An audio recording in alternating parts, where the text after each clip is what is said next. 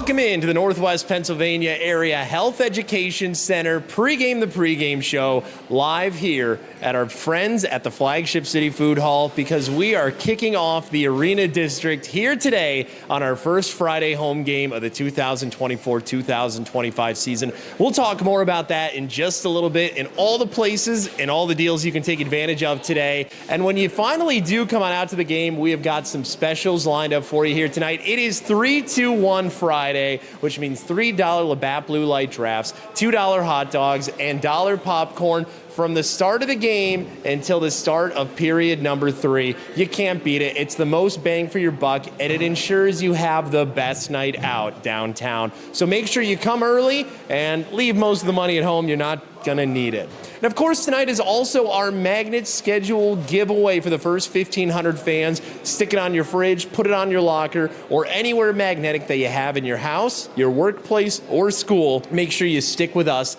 and keep track of what and when the Erie Otters are at home. Well, we talked about it a little bit earlier on in the NWPA AHEC pregame the pregame show. It is the first day of the Arena District, and the Arena District is such a fun way for Otters fans to be able to come on out. Let's teach you a little bit more, and when we come back, we'll talk about some big news going on around Erie, PA.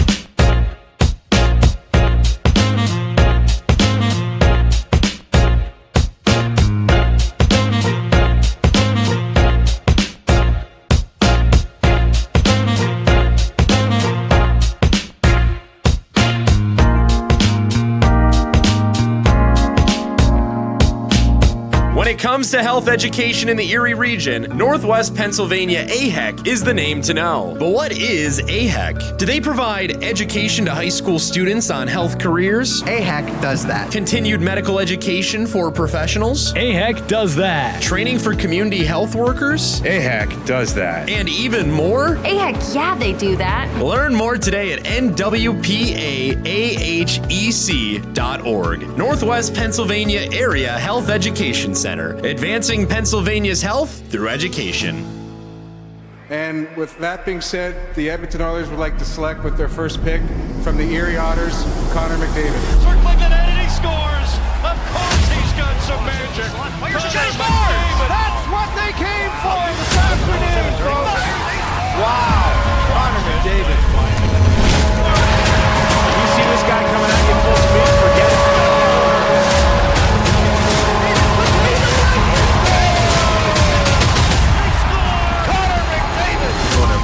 Being second, and I guess that might be a little bit selfish of me, but I for sure want to be that first overall pick up 2 years, and it's not just a game for me at all.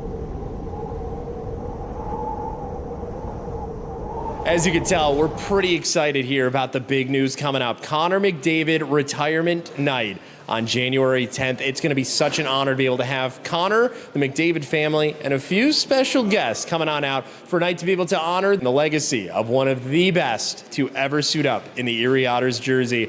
And to talk more about it is one of the masterminds behind this entire scenario and this entire event. It's Dave Brown. Trevor Cabea is live with Dave Brown back at the Otters office. Let's learn a little bit more about McDavid retirement night. Well, by now you've surely heard the news that number 97 is headed to the rafters here inside the Erie Insurance Arena. Trevor Cabea here with Otters General Manager Dave Brown. And Brownie, of course, for the organization, just such a special day coming up on January 10th. Why was this the time? Why was this the year that this decision was made for number 97 to be raised to the rafters? Well, you know what? We've been working on it for a few years, and just the logistics of trying to get the schedules to mesh up, I think it was one of the key points. And I think, with Connor playing in Pittsburgh on the 9th and Chicago on the 11th, it was a time where we could slip him in here and get this done. It's something that I know is very important to both Connor and his family, but also to the Otters organization to be able to honor him for what he did for the Erie Otters and to the OHL communities that he played in. Yeah, how special is something like this, of course, for Connor being the third number to be raised to the banners here? Absolutely. I mean, I wasn't here for the other guys, but I most certainly was for Connor. And I know, as I said, I alluded to how important it is for Connor to have his number retired. I think it's super important also for us as an organization to be able to, start to recognize some of our players from our past that have made huge contributions both on and off the ice. And obviously, we're blessed to be able to watch them play in Edmonton and play with some other alumni and work alongside Chris Knobloch. So we're real excited, and we're hoping that those guys can also join us on the 10th. Yeah, super special night. What are some other things that fans can expect with a ceremony as special as this? Well, I think there'll be probably a lot of emotion. I think there'll be a lot of, being able to look back and remember the times and remember, just how quickly he moved around the ice. And I think there are a lot of great moments that he left us, and I think we'll be able to flash back to those moments and remember them and hear what he has to say on that day, and he'll be able to articulate how important this really is to him. A super special night incoming here in downtown Erie, Pennsylvania. January 10th, number 97 heads up to the rafters forever.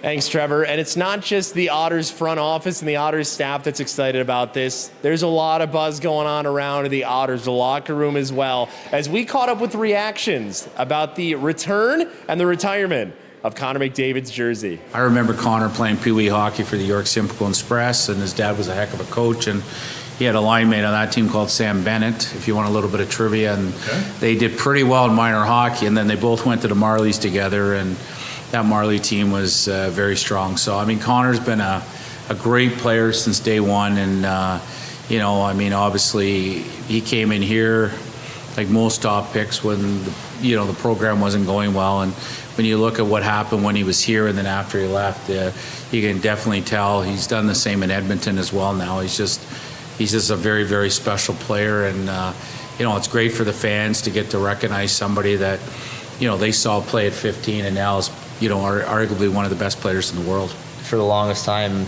he's been the best player, arguably, of all time. So for him to come back and have his number retired and hopefully meet him will be pretty cool, because as a child, you look up to him, right? He's the best player in the world. So when you're a little kid, you look up to somebody like him, and you see him wearing the Erie Otters jersey and remembering watching him play in the OHL and then get drafted, and then now you're here on Erie, and it's like wow, he played here. It's pretty cool. When it comes to health education in the Erie region, Northwest Pennsylvania AHEC is the name to know. But what is AHEC? Do they provide education to high school students on health careers? AHEC does that. Continued medical education for professionals? AHEC does that. Training for community health workers? AHEC does that. And even more? Heck yeah, they do that. Learn more today at nwpaahec.org. Northwest Pennsylvania Area Health Education Center, advancing Pennsylvania's health through education.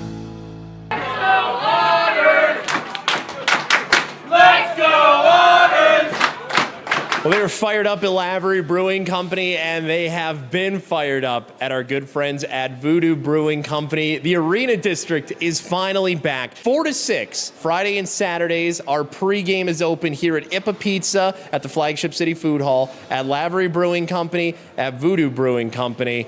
And of course, after the game, you can go back to Voodoo Brewing Company or the brewery at Union Station to be able to take advantage of their post-game deals. It's the perfect way to be able to celebrate coming downtown for Erie Otters hockey games. Friday and Saturday home games only, 4 to 6 p.m. or 9 to 11 p.m. It's a great way to be able to celebrate, and we hope you'll take advantage of it. If not today, then certainly for tomorrow's game against Windsor. Well, today we have our first merch item of the entire weekend. It's our 3D t-shirt. It's a retro weekend, retro pricing, and of course, retro games tomorrow. Starting at $30, you can get one of these trippy, awesome, retro-style 3D t-shirts at the Otters Den merch store. While supplies last, if you get the red and blue 3D glasses that you had back at the movies in the early 2000s, you get to see a little bit more of that 3D effect. And of course, we've talked about it's been the theme of our the pregame show so far here today. The Arena District is open. Look on your screen right now to see where you can take advantage of the deals either before or after the game on Fridays or Saturdays. Come on out your Otters garb and make sure you take advantage of it. And if you can't join us at the game tonight, make sure you do tune in on the Otters Broadcast Network and the Otters Radio Network. We've got a content-packed show for you here tonight, and it's going to be a very fun one as the North Bay Battalion come to town for the only time this season. It's North Bay, it's Erie, and it's coming up in just a little bit here on the Otters Hockey Broadcast Network. Thank you for joining us here tonight on the NWPA AHEC the pregame show. We'll be back in just a few.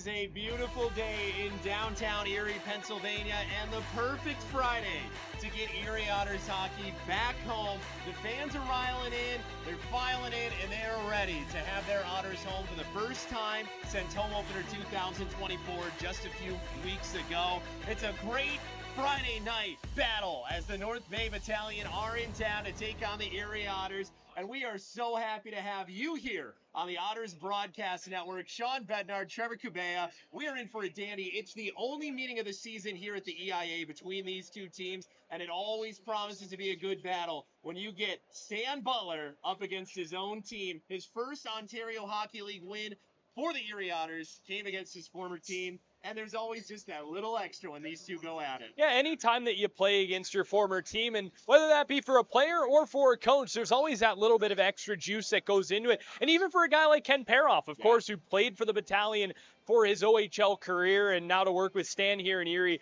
Just a great matchup, and not only to go against his former team in Stan, but, you know, the guy who North Bay tabbed to replace him, and a guy who's done a heck of a job so far with the Battalion. Otters coming in, they played well on Fridays, not so much on Saturdays, but at 500, I think they're sitting in an all right spot. Now you come in big home weekend against two tough teams. What can they do tonight? It's going to be a great one here tonight for the Erie Insurance Arena. North Bay Battalion, Erie Otters, one of two meetings this season. Both teams looking to find some consistency and get some better results. When we come back on a fully packed pregame show, we'll take it through the last time out for the Erie Otters and preview this North Bay Battalion team.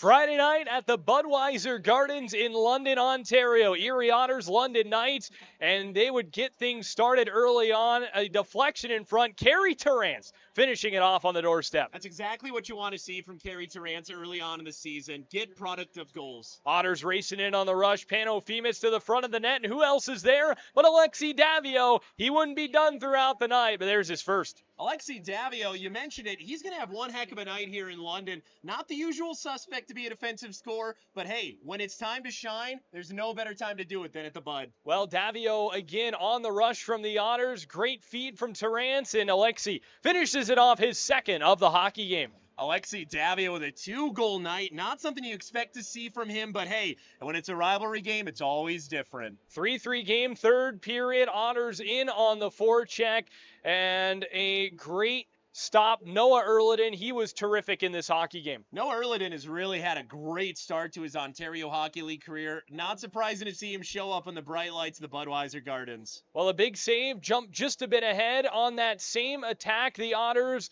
looking for the go-ahead goal in the hockey game. Just great work along the wall there. Throw it to the net. Good things will happen. Dylan Edwards back in the lineup, back with a goal. Yeah, back in the lineup and wasting no time to get back to the score sheet, picking up right where he left off as the leading goal scorer for the Otters in the postseason. Edwards just fantastic in that hockey game, and here along the wall, block a shot, and there goes Dylan Edwards to send the Otters to Saginaw with 2 points. That was basically what Quinn Hughes did the other night for Vancouver. Block it, turn it the other way. Wes Wolf was happy with the result as the Otters got the win in London. Every game you treat them the same. There's something a little bit different about coming into Budweiser Gardens on a Friday night. The rivalry with London obviously is one with a lot of history, and so first experience for a lot of guys in our team, but also a number of them have been a part of these games a lot before. So always a great night when you can come here on Friday and take 2 points. Noah, very strong in net again. Can you kind of speak to his performance?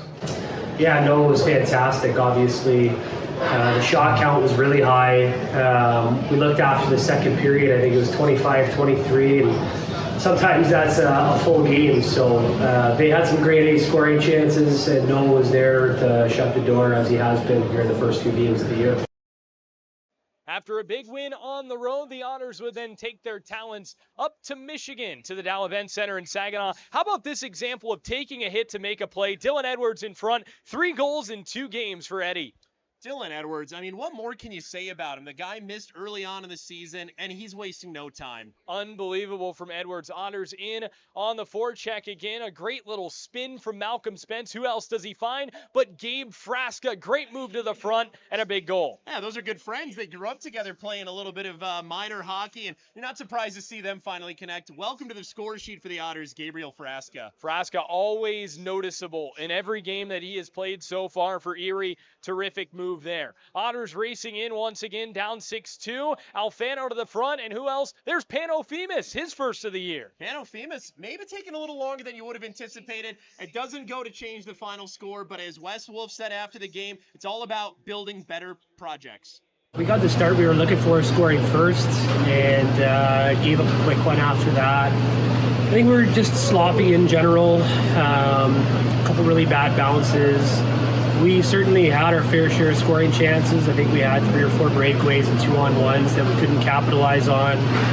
And they scored on their chances when we made mistakes. This early in the season, you know, we're just constantly revisiting our game. We're not too worried about our opponents at this point. You know, we want to hone in what our identity is as a team. And so obviously, you know, it's nice to get on the road here and get a split. I think if you look at the big picture, you know, it's important that we get points when we go on these road trips. We would have liked to get both, but, you know, moving into a 3 home game set here, I think it was good to get a win on the road. So it's a mixed bag of a weekend overall. You go into London, you get the final win that you'll get at the Budweiser Gardens, as tonight it becomes the Canada Life Place. And then you go into the defending Memorial Cup champion city of Saginaw.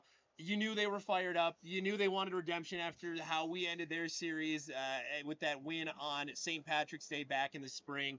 Again, it's a mixed bag. You're going to take getting 2 points in either of those games coming out of the weekend. But now for the Otters, you go into a weekend series where you're going up against an upstart Windsor team tomorrow. But for a North Bay team, one that started off really hot and has struggled, they've been on a long road trip and it's going to continue after tonight. They just got to find ways to get that consistency going. Yeah, it's a really interesting team. Of course, they did take 3 of their first 3 games. They won their first 3 and then lost their last 2 last weekend, including a 9-0 shellacking at the hands of the Kingston Frontenacs last weekend. So it's a really interesting team, and a team that they've got a great top 6, but where I think they are lacking a little bit is the blue line. We'll see if that does come into play tonight. When we come back here on the Otters Hockey pregame show, we'll hear from the Erie Otters on their thoughts going into not only this game, but this weekend of tough competition in the East and the West.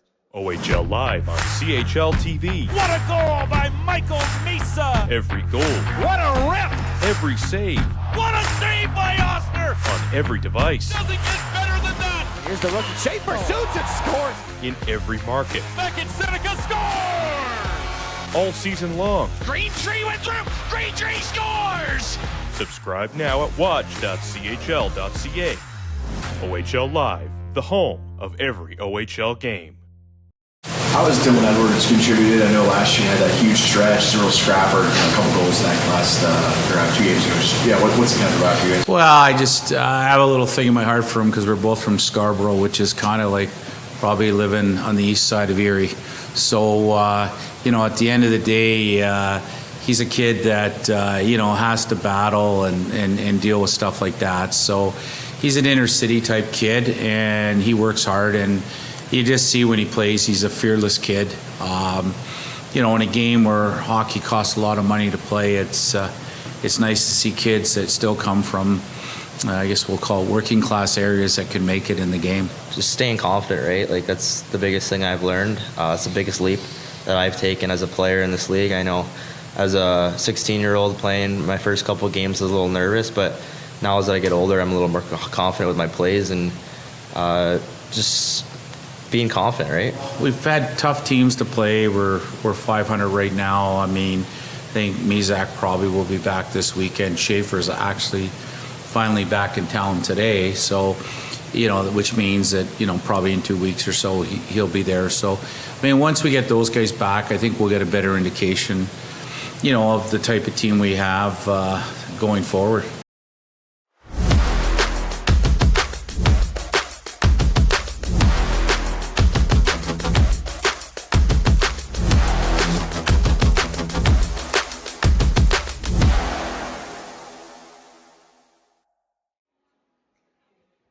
As we take a look at this Friday night around the Ontario Hockey League, standings are, well, not quite what we'd expect. 2 of the teams that finished at the bottom of the standings at the end of last season are at the top of the standings.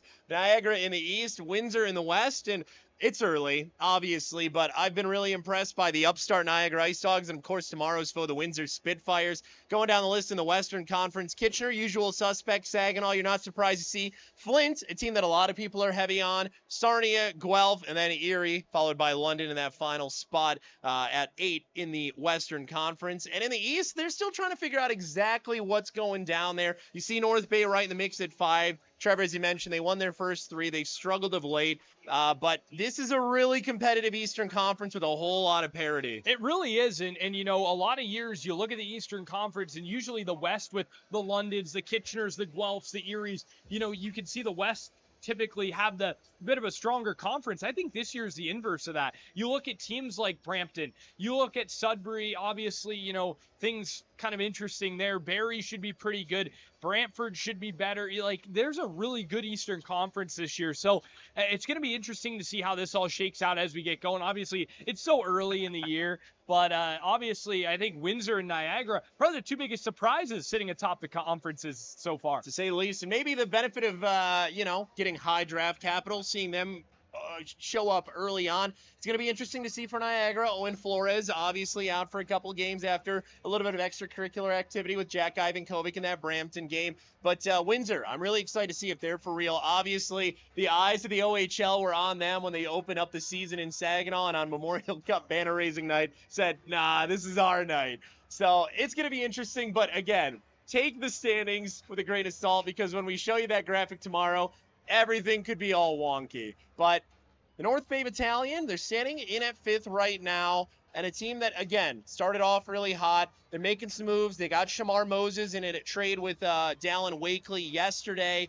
and they're a team that's really looking forward to getting off the road, but getting through this road trip. Yeah, and the nice thing is for them, where they're located, travel's pretty tough from North Bay. So to get a lot of these road games out of the way early, so then when you do get into November, December, and January and the weather starts to turn, you're playing a lot more home games. So, obviously it's tough right now, but you're getting a lot of these longer trips out of the way right away. And that's the best time to get them out of the way. So I think for the Battalion, if they can kind of weather the storm on this trip and weather the storm kind of going forward here, I think once they start to lock in all these home games, I think they'll start to be fine. Trevor had the chance to sit down with head coach Ryan Olahan of the North Bay Battalion earlier today to get his thoughts on the trade and the team's progress. Coach, obviously, you get off to the hot start and then drop the next two. What have you seen so far from your team? Obviously, super early in the year. Yeah, it's super early. We've had a bit of a tough schedule here. We're almost through 6 straight games on the road. We're getting close to finishing that up, but there's a lot to like about our group. A lot of good young talent coming in. Guys are still kind of finding their roles and their ways a little bit here, but we've been happy with the progress that we've seen with our guys, and a good opportunity. We've had all week to kind of recover from last weekend. A lot of things that we've worked on, and a good opportunity here on the road to just play some good hockey. So you mentioned some of the younger guys. Who have been some of the guys who've stood out to you so far early on in the year? You know what? I can't just peg it in on 1 or 2 guys. It's really been a collective group. A lot of the young new talent that have kind of brought in with the draft picks, the Kent Greers and the Ryder Careys. Those guys have been super impressive in terms of those 16-year-olds insertion, but we've had a lot of young players take a big step from last year. Maybe guys that were behind the scenes a little bit with our team, but now have kind of arose and have that extra jump, bigger, stronger, faster, so to speak. And there's been a lot of them that have really elevated their play. So obviously big trade yesterday. You bring in Shamar Moses on the trip, I believe, right? So what can we expect from him here skating in his Battalion debut tonight? We're looking forward to this player getting in our lineup. He's somebody that I've watched closely. Obviously, just being in Barrie, we played them a lot last year, and even as a young 16-year-old in the league, he was an offensive weapon for them. A power play guy that big body, he's big, strong, and he's got unbelievable hands and a pro shot. So why wouldn't you want that ingredient, right, to insert into your lineup? The way we play and our style, I think he's going to fit really, really well. Well, we only see each other twice, but should be a fun one tonight. Coach, thank you so much for the time. Oh, thanks for having me. All right, we'll step aside. More to come from downtown Erie right after this. Now, we got some good games going on around the Ontario Hockey League here tonight on a Friday night, and we're excited to be able to bring them all the scores for you. Windsor at Brampton, Sudbury at Kingston, Barrie at London, Owen Sound at Niagara, Brantford at Ottawa, Oshawa at Sarnia, Peterborough at Guelph, and finally Kitchener at Sioux. Any of those games are really sticking out to you, Trevor? Yeah, I think, you look at Windsor at Brampton. I think that's a game that really should be circled. You've got the top team in the West against the number 3 team in the East in Brampton. Should be a very exciting contest there. Also, Sudbury and Kingston should be a pretty good one there in Kingston, Ontario, over at Slush Puppy Place. Well, as we take you from around the league to what's going on here at the Erie Insurance Arena, let's take a look at Kubea's Keys. Trevor, I always wait to hear what exactly you're cooking up here. So what's going on here with the North Bay Battalion? Yeah, so defend your territory. We mentioned this a little bit early on in pregame. Battalion, where they've struggled this season is keeping the puck out of the net. Got to be good in the defensive zone. Attack the front lines. Use that great top 6 to their benefit. So we'll see if the Battalion can put the puck in the net. So quite simple for North Bay. On an Erie side of things here tonight, we take a look at what the Otters will be looking to do. Well, last line of defense, Noah Erliden has been phenomenal for the Otters. They're going to need him to continue to be strong. And war in the trenches, Otters love to play below the goal line. Can they keep that up?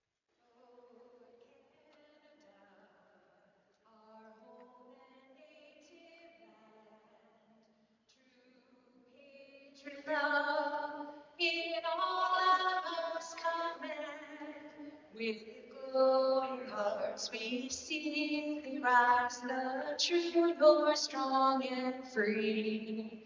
From far and wide, O Canada, we stand on guard for thee.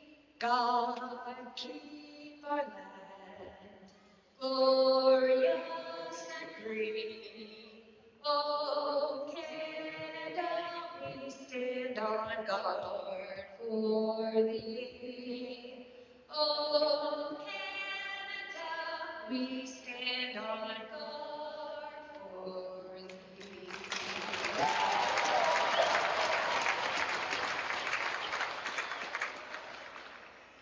Oh, say, can you see by the dawn's early light what so proudly we hailed at the twilight's last gleaming, whose broad stripes and bright stars through the perilous fight o'er the ramparts we watched were so gallantly streaming, and the rocket's red glare, the bombs bursting in air, gave proof through the night that our flag was still there.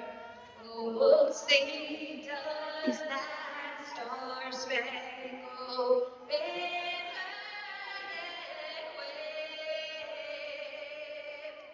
o'er the land of the free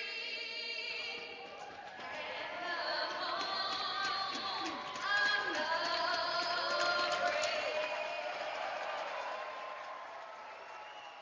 brave? It's the North Bay Battalion. It's the Erie Otters, and it is hockey night in Erie, Pennsylvania. The first Friday night affair of the 2024-2025 season here at Erie. And, well, Stan Butler and his team are getting ready on the bench for what promises to be a great battle between two very well-coached teams. Should be a good hockey game. Usually expecting a tight affair when these two teams meet up, and that's been historically how things have gone. And last season, I believe both teams finished 4-3. One going for Erie, one going for North Bay. So we'll see how that continues to play out here tonight. Starting goaltenders this evening, Mike McIver, the full right, if you will, catches with the wrong hand. He's in net for the Battalion Erie Otters. We'll go back to Noah Erliden. We saw Charlie Burns on Saturday in Saginaw. So Erliden with a chance back between the pipes. He was absolutely brilliant on Friday night at the Budweiser Gardens 1 week ago. So it should be a good goaltending matchup. And again, these two teams, I think, match up relatively well. Don't get to see them often. Should be a lot of fun. Well, similar coaching styles, right? Two teams line up at center ice, and we are underway in Erie, Pennsylvania. Thank you for joining us here tonight. We have got a great show due up for you. This one finds its way back below the goal line as it's picked up by the Battalion out of the gate. Finding this one back in toward the corner, moving its way up against the wide wall, and back out it'll go as LeBlanc sees it go past him. Down the ice this one goes, opening 20 seconds of gameplay here as the Otters are back inside of their defensive end. Moving it up against the half wall. This one goes back below the goal line. Sauter in after it, finding it up against the wide wall in the defensive zone. And forward it'll come in for Malcolm Spence. Spence sends it down to one of his good friends on this team in Kerry Terrance, and that's a good guy to be able to model a lot of your game after if you're Spence, and they've learned from each other quite a bit in their young Ontario Hockey League careers. LeBlanc trying to give that one down to his new teammate, Shamar Moses. A quick time to have to get to know each other. The trade was announced yesterday, and they were already on their way to Erie, PA. Yeah, Moses injected in the lineup, and you heard what Coach Olahan had to say. Moses, a guy who comes with a high pedigree, former first-round pick, fits in well. Davio shot in, trying that offense again. It worked out for him last weekend. Why not do it again? Femus lost it back for Romani. Romani will get this one on a pitch and catch back and bring it into the offensive end. Working its way mid-slot, and Van Steensel just can't knock that one down. 18:43 to go in period one. Working in, top of the left circle, down toward the net front, and held onto by McIver. 18 minutes, 35 to go, and the Otters will get a draw inside of the offensive end. I like the offensive pressure Erie's applying early. Yeah, good work there on the rush, getting it in, getting a puck to the net. Couple quick lineup notes for the Erie Otters. Martin Mishiak returns for Erie tonight, was out with a lower body injury last weekend, back in the lineup here this evening. And on the other side of that, Gabe Frasca is out. So Mishiak for Frasca, the one lineup change for the Otters this evening. Face off back inside of the offensive end as the Otters are able to get this one back, finding its way up into the air, punched away by McIver and finding its way from the right wing side. Back inside of the near corner it'll go. Up against the blue line, out it'll find its way. Erie looking for it back in defensive ice. It's Wesley Royston with it and pushed back inside of the defensive end. It was Ignat Pawsey who sent it back as this one's right in front of the bench of the Battalion. Sent back in, it'll find its way inside of the neutral zone for Sauter. Sauter moving it forward, in from the right wing side and back below the goal line. Bounces off of the mesh of the netting and found back by the troops. Move forward, left wing side. Just coming off of the stick of Ryder Carey, a player that Ryan Olahan, coach of the Battalion, talked very highly about. And, well, what he's been able to bring to his team early on. Back inside of the defensive end. This one will find its way to the right wing side, out to neutral ice, and sent right back in. Below the goal line, McIver will take it. Played inside of the trapezoid, worked back in near corner. And Smith will lead it out for the Battalion. Carey watching as this one jumps in from the right corner. Palomego makes a play on it. The Otters had it and lost it. Back up top of the right circle and a shot just wide of the net. Still no shots on net just yet for the Battalion. 2-0 the Otters lead here as this one bounces back below the goal line. Up against the near wall. Erie gets it back as they'll lead this one out. It's Ty Henry, who you'll hear later on from in our broadcast as he was the latest guest on the official podcast of the Erie Otters, Out the Record. Moved into neutral ice. Erie back inside of the defensive end. It's Davio. Over to be taken from the right wing side. Lucas Ambrosio, who just recently got named to the U17 Hockey Canada team. Excited to see what he can do. Played in front of the net. Drop pass back and a nice block in front. That is a gutty one from Wyatt Kennedy. Nishiak left wing side and Kennedy with the stick once again. Well, the goal line played toward the net front. Top of the right circle it'll go. Ping pong passing as it finds its way right wing side. And retreating back to the blue line is Spence. He's stopping on a dime, moving this one as he's got sticks all over him and sends it over to Ambrosio as he's sent down hard onto the ice by Jacob Terrian. Moved up top of the circle. Nice job by the defense initially. Erie gets it back though. Spence will take it right wing side. Spence near corner. A weak backhander's taken away by Wyatt Kennedy, who's been all over this defensive shift, and down the ice it'll go. Back for an icing with 16 minutes and 5 seconds left to go. So the Otters maintain offensive pressure, get another offensive zone draw. Outstanding pressure from the Otters. Are quick to pucks, and North Bay keeps turning the puck over, which is certainly something they do not want to continue to do with as potent as this Otters top six can be. But I love the way that Erie's pressuring in the offensive zone, creating some of these turnovers and getting pucks in the net. Erie will take this one back at the blue line in front of the bench of the Battalion. Top of the circle it'll go.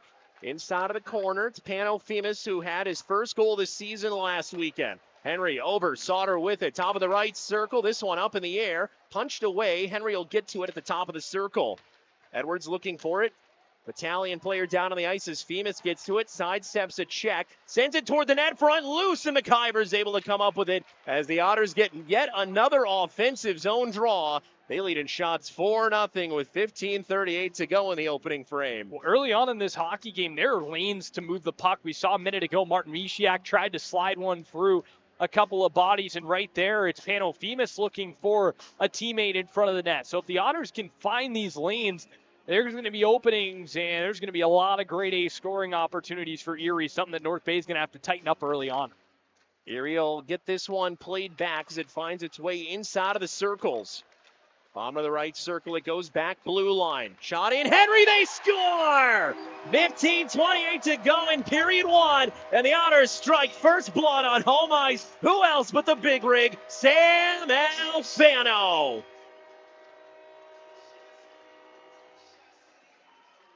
Well, that's another thing that I was noticing a lot throughout the first 4 minutes of this hockey game is Erie is trying to get a lot of deflections in front of the net, and they get one to work out. Sam Alfano, you want to see him in that spot. He's kind of in the slot there, a little bit in the high slot, I guess you could say. Gets a great tip on the puck, and it deflects it right past McIver. Great work from Alfano, and again, the Otters using their big bodies, getting them in positions where they can deflect these shots from the point. And credit to Ty Henry. It was a perfect shot to be deflected on the ice. Good velocity behind it. And Erie have a 1-0 lead.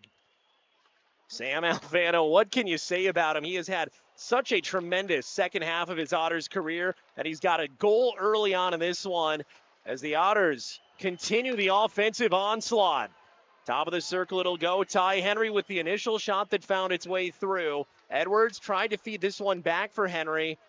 And if you're North Bay, you got to get something going because right now you have been stuck back inside of your defensive end, and now you're down early on the road. Yeah, it is all Erie right now. They've come out with a great start on fire here. The Alfano goal officially announced in-house here. Hanno Femus will pick up an assist. That's usual suspects.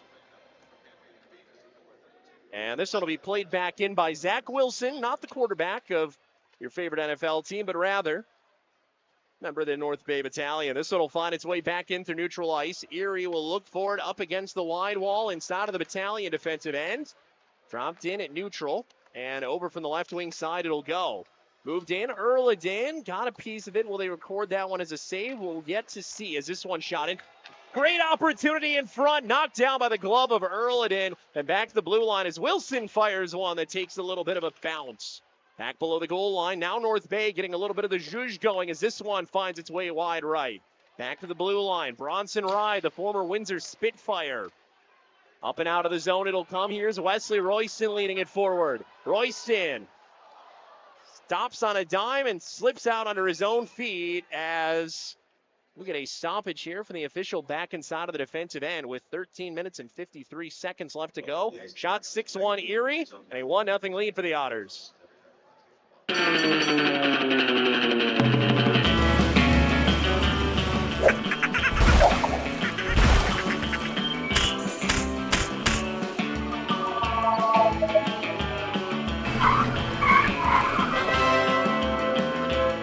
It's game on at the Hyundai Hockey Hall of Fame Legends Classic. Be there as Hefford and Lindros captain the greatest legendary teams ever assembled. Sunday, November 10th at Scotiabank Arena, Toronto. What's the old saying? The rich get richer? Well, for the Erie Otters, that's certainly about to happen. A too many men penalty just called against the North Bay Battalion, and the leading Erie Otters get a chance to go on the man advantage. Well, it has been all Erie Otters so far to begin this hockey game. We've been doing a lot of looking to our right as the Otters have played a lot in the offensive zone. Now a chance for Erie to get out what is tied for the #1 power play in the Ontario Hockey League, at least as of yesterday, coming into this hockey game.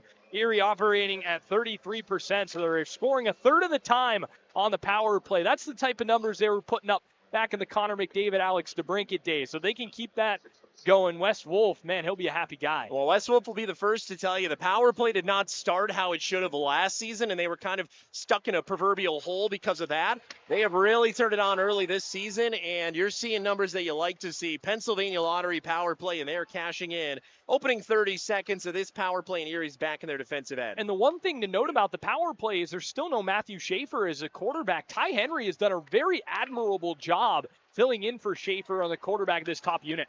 Finding its way in front, and Carey Tarance's opportunity is knocked down by McIver. Femus moving this one through traffic. Carey Tarance, look at the strength, can't get the shot off cleanly. Edwards below the goal line, all the way back to the top of the key for Femus. Can hold it in, and that's an unusually rare mistake on the blue line for Femus.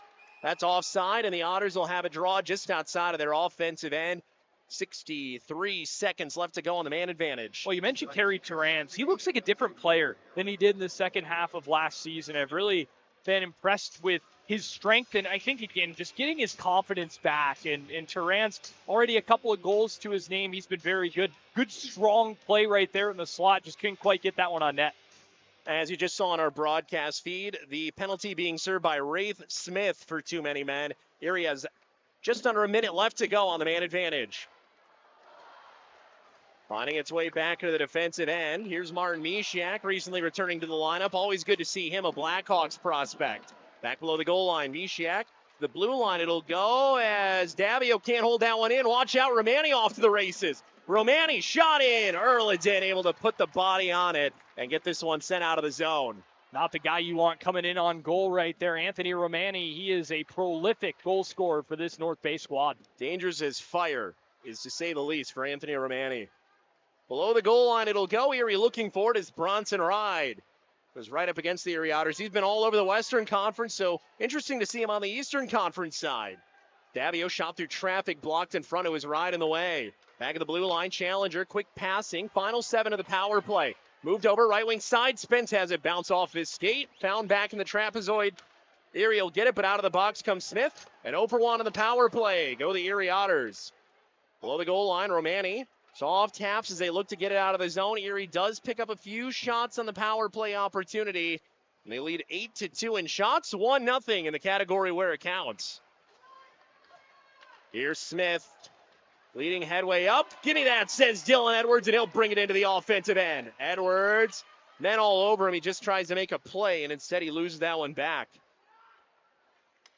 Back below the goal line, this one will go out of the zone. Erie looks for it, neutral ice. Played forward, brought in right side. It's Keegan Knight. Played in front for Alfano. And too many troops in the way to be able to get a clean shot off. Moved in shot. Held on to initially by McIver, but it sneaks through the 5-hole behind the net. Bemis fires a prayer in. Edwards, open look, and McIver flexes the shoulder and gets that one sent behind. Battalion get it sent out of the zone. Sauter with it once again. Sent in, and Zach Wilson got a piece of it. Below the goal line, here's McIver. Sauter works it in as it finds its way into the corner. Malcolm Spence will pick it up. Back below the goal line, Pano Femus. Femus on a backhand, trying to move forehand. Plays it off the wall to himself, and he'll take a check and sends his man down to the ice. Shot in for the Otters, back below the goal line. Femus with 10:27 left to go in the opening frame. Erie once again laying the firepower on the troops. Back of the blue line. Pedestrian shot in as it'll be taken back by Femus. Up by Terrian. Mishiak takes it. Nice pass to Sauter. Sauter shot. McIver with the save.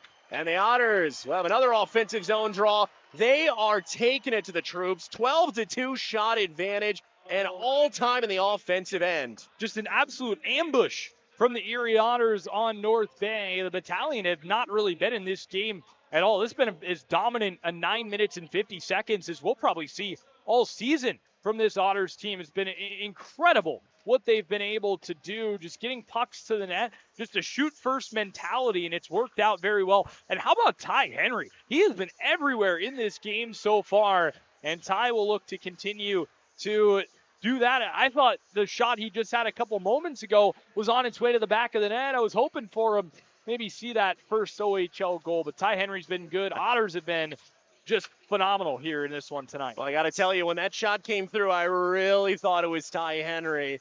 And Sam Alfano more than deserving. You get to the net front, and good things are going to happen. Erie with a 1-0 lead as we are just past the halfway mark of period number 1. 12-2, they lead in shots. But the Battalion keeping this one within range as they have been able to see McIver stop anything else coming his way besides the Alfano tip. Mishiak.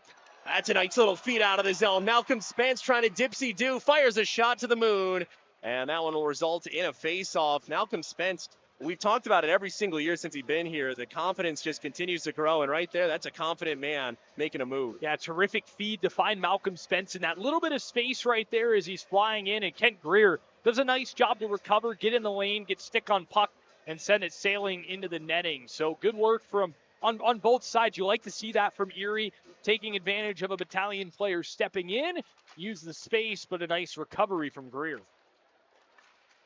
Stuck up at the top of the circle. Ride will lead this one out of the zone. The Battalion will look to set something up in the offensive end. Bronson Ride against Nathan Sauter, familiar foes from plenty of time in the Western Conference, and there's a crunch. That's going to result in a penalty. Ty Henry hit him from behind, and he's going to serve the time. Yeah, fans not too pleased, but I think that's one that you're going to see get called more often than not. Henry comes up from behind his player there and drives him into the wall. So that'll certainly get you 2 minutes in the box. And now a really good opportunity for the Battalion on a power play to try and get things back on track here after what's been quite the shell-shocking early portion of this hockey game. We get another look. Sauter was driven in, but you pivot and driven right into the wall. Romani there going to get the protection as well. So penalty called on North Bay. Otters onto the PK. Well, here we go. So the Otters will get their chance on the penalty kill. They have been competitive on it so far this season, and we'll see if they can give themselves any continued momentum going on here in the final half of period number 1. Yeah, Otters operating at 80% on the penalty kill, right about middle of the pack.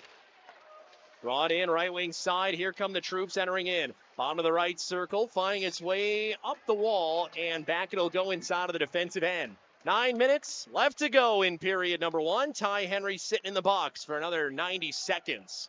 Up and in from the right wing side. Here come the troops. Outside of the right circle, be played in by LeBlanc. Him and his brother coming from Sarnia to the North Bay Battalion. As this one finds its way in front and out of the zone, it'll go. Garbage cleared by Spence. Nice work. Good shot in there. Get some traffic to the net, but a nice solid clear from the Otters. They're just about halfway through this kill.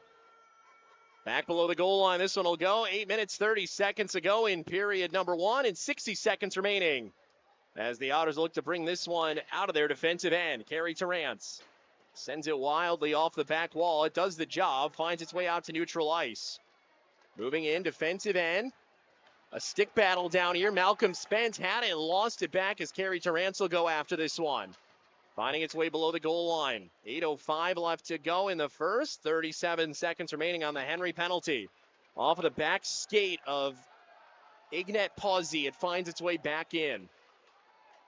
Erie battling after this one. Dylan Edwards trying to find it inside of the corner as this one's taken back by LeBlanc. Up and out from the left wing side. Here comes Andrew LeBlanc. Sidestepping an Otter initially. Now it's going to be a 2-on-1 developing in. Edwards walking in with Messier. Shot, rebound in front, and Messier can't put it away. Prime opportunity for the big skater. Up and in. Final opportunity of the man advantage here for the Battalion, and that will see it come to an end as we've got a penalty coming up on the other side. We're going to see the gloves drop. Messier getting some punches in down here against Liram Abanovsky. Trying to get that fist loose. They're all snuggled up right now. There's an uppercut from Messier. They're separated by the officials back behind. Popular players in Erie, usually the ones who drop the gloves, and Alex Messier not afraid to drop the gloves immediately there in retaliation. That is a great job from Alex Messier, sticking up for your teammate. Just a bone-crushing check from behind that we might see more than just 2 minutes up on the board for the hit there from Amadovsky. Love Messier sticking up for his teammate on a play like that. That's a hit that just you don't want to see in the game. So Messier sticks up for his teammate, and we'll see what comes out of it. Officials going to get together here, and Erie at the end of this will likely end up on a power play. So we'll see if that indeed comes out to be the case. As Messier will sit for the fight, Otters will probably have to send somebody because Messier is going to get likely a 2-minute instigator penalty here. And then you'll probably, I would not be surprised to see 5 minutes on the board as you see Carey Terrance down there with Van Steensel talking to Pat Myers, the referee, about what could be coming of this. The iPads are going to come out, and I think this is a situation where you're going to have to see them. Well, we're going to get a long look here. Messier will sit in the box as it stands right now, and Liram Amadovsky will sit on the opposing side. We'll see what's drawn up here. It's been one of those games, intensity, physicality, and obviously if you're on the North Bay side, so far frustration. Yeah, I think that's a penalty born out of sheer frustration for the Battalion, as you mentioned, Sean. And you know, as we get a look at the chance here, it's just it's a play that, you know, you see guys get frustrated and stuff like that happens. Now, it's a hit, though, that, you know, you really don't like to see in our game. But Alex Messier just instantly, I mean, there's no reason for that, right? It's pretty clear to see that Davio's numbers are showing as Messier is going to go to their locker room here. So going to be interesting to see what we get up on the board. But yeah, when you have a guy's numbers showing clear, and Amadovsky had a choice to peel off. He did not have to make that hit. I think it's just, you know, a guy who's pretty frustrated with the outcome of the hockey game, getting outshot 14-3 and just a thunderous check. So Challenger serves as Messier goes to the locker room, and Amadovsky is going to head out as well. So we'll see how this ends up getting scored at the end of this. Whether we just skate even, but I think it would be quite harsh on Alex Messier to have his day come to an end. We'll get official word here. Challenger goes in the box to serve now. 7:23 left to go in the first here, so you wouldn't anticipate that it would be anything for just the period. But we'll get official word here as they do continue to check on the iPads right in front of the scorer's box here. And this could be a big moment. Obviously, if you're on the Erie side, glad to see a guy like Amadovsky out, knowing how dangerous he is. But if you're on the Erie side as well, losing a guy like Alex Messier, who's such a gritty piece of what makes the offense tick, it's a big loss. Yeah, Messier, one of those glue guys, right? You don't win games without guys like Alex Messier. And on the Amadovsky side of things, he comes into this tied with Romani as the leading scorer with 5 points with this North Bay team. So we'll see what they put up on the board. Looks as if the officials have come to a decision. Ty Challenger is serving for Erie. Maybe a 2 and 10 for Messier, 2, 5, and a 10, I guess. For Messier, they've got 2 on the board for him, and nothing for Amadovsky. And they do throw a 5 up there for Liram Amadovsky. 5 minutes for checking from behind and 5 minutes for fighting. Erie penalty to number 21, Alex Messier, 2 minutes for instigating, 5 minutes for fighting, and a 10-minute misconduct. I think they got that spot on. I would agree. A 2 and a 10 is about what you anticipate in that moment. The home fans won't like it, but in that moment, in a game like this, you're seeing how it's starting to turn. You're getting a lot of the checks from behind. You're getting a lot of the after the stuff play. Yeah, that's about as fairly as you're going to be able to call it. I think the officials got it right. Yeah, I think 2, 5, and a 10 because of the fact that, usually, unfortunately, you get punished for sticking up for your teammate. So that's why you go with the 2, 5, and 10. And I 110% agree with the check from Amadovsky being worth a 5-minute misconduct. Obviously, the best part about this is Alexi Davio jumped up to his feet right away. Because on a play like that, you certainly worry about the player's safety. And luckily enough, Davio is good to go. So we'll skate 4-on-4 for 2 minutes. Otters will have a 3-minute power play from which they can score as much as they want on it. So this is a big moment in the game. Erie's been dominant so far and looking to extend that to the scoreboard, not just on the shots on goal category. So it'll be Wraith Smith serving for the penalty to Amadovsky, and it'll be Tyler Challenger serving for the penalty to Alex Messier, and we will skate 4 aside for a few minutes, and then the Otters will have a 3-minute uncontested, go as long as you want power play. Here we look for this one back inside of their defensive end, below the goal line. Here's Nathan Sauter. Worked out from the right wing side. Shamar Moses brings it out. As this one's played in. Ty Henry. Fancy skating back there. Brings it in. Bottom of the right circle. Under 7 left to go here, and the tide's starting to turn in a direction of physicality between these two teams. We don't see each other all too often, but no love lost between them. Below the goal line it'll go. This one finding its way up from the right wing side as it was pushed around by Shamar Moses. Taking time back below the goal line. Bronson Ride with it. 1 minute left to go on the 4-on-4, and then the Otters will find themselves on the power play. Terrian brings it in. Terrian try to cut through the Otters that way, but instead he'll come back out as it's moved in by Greer. And we get a stoppage as this one comes in offside with 6:08 left to go. Yeah, I think possession right here on the near side might have had a skate over as offside is the call. And if you're Erie, I think you're happy. Just get through the 4-on-4, keep it 1-0 here. If maybe you do score, that'd be nice, but just get ready to get on the power play and know you have some time and know how big of a moment in this hockey game this could be. So, I think this is a big spot. If Erie can score at least 1, be great. They can get 2 or more, oh boy. Really be loving life. Back inside of the defensive end. This one moved and pushed back. Side of the right circle, it'll go back below the goal line. Spence in after it. Greer looking for it, and he'll move this one up the ice. Terrian. As Terrance is down on the ice, feeds this one back up. Braden Truly with it. Top of the left circle, 5:44 to go. 20 seconds remaining here on the penalty to Alex Messier, being served by Ty Challenger. Moving up against the penalty box, this one corralled and taken back by Braden Turley. 7 seconds remaining, and Tyler Challenger will be out of the box, and the Otters will go on a 3-minute unrequited power play. Top in it'll go. Ryder carry. Moved in. Laird. Shot. Blocked. Davio in the way. 5:15 left to go. 2 minutes and 50 seconds to go as the Otters are on the man advantage now. Pennsylvania Lottery power play number 2. Shots 14-3 for Erie. Just over 5 minutes left to go in the opening frame. They lead 1-0 thanks to Sam Alfano. Moving its way in. Panofemis back below the goal line. This one will find its way. Up it'll go. Intercepted back behind. Sam Alfano with it. Alfano back, blue line with it. Top of the left circle it'll go to Henry. Henry moving its way in for Edwards. Edwards back down below the goal line. Alfano to Edwards. Edwards taking his time, feeds this one back in the line to Henry. Henry over for Femus.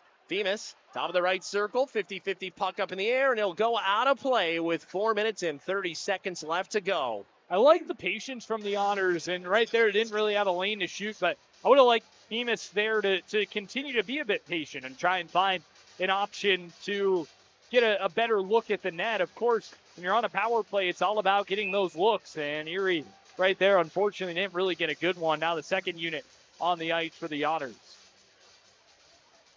Draw on the right circle. Erie will look for this one. Davio back on the blue line. Davio over. Mishiak with it. Mishiak moving this one down. Fancy shot, and that one just deflected away wide. Back below the goal line, sent out of the zone, and a clearing opportunity as Erlin will pick this one up. That was a wicked shot from Martin Mishiak. A little toe drag, quick release, just missing the net. He has one of the best wrist shots in this league. Davio will take this one inside of the wide corner. Under 4 minutes left to go here. Erie's got $1:30 left to go on their man advantage as it finds its way back to the defensive end. And Mishiak back in the cleanup.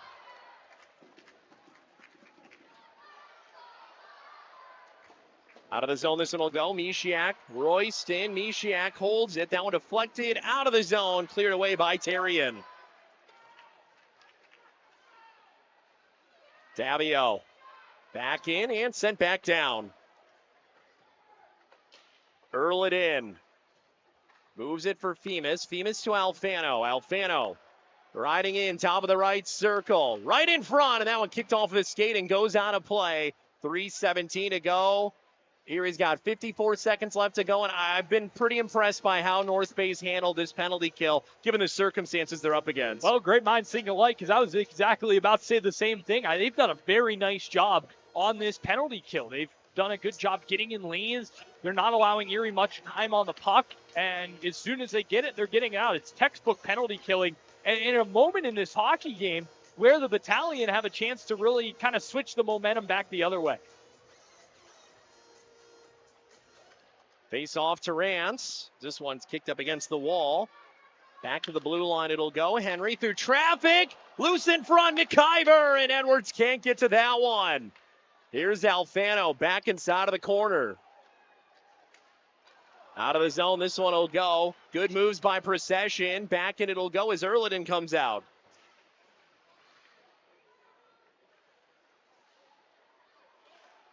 Back in, finding its way near corner. 25 seconds remaining here as Femus sends it back out to the neutral zone. Procession with it. Moves it back down, Erliden calls for Henry to go after it. 2:39 remaining in the period. 16-4. The Otters quadrupling the Battalion in shots as this one takes a Otter bounce, but no Erie players in the area to put that one away. And that will finally do it for the penalty kill for the Battalion. Only a 3-minute true kill, but hey, you take momentum from it where you get it.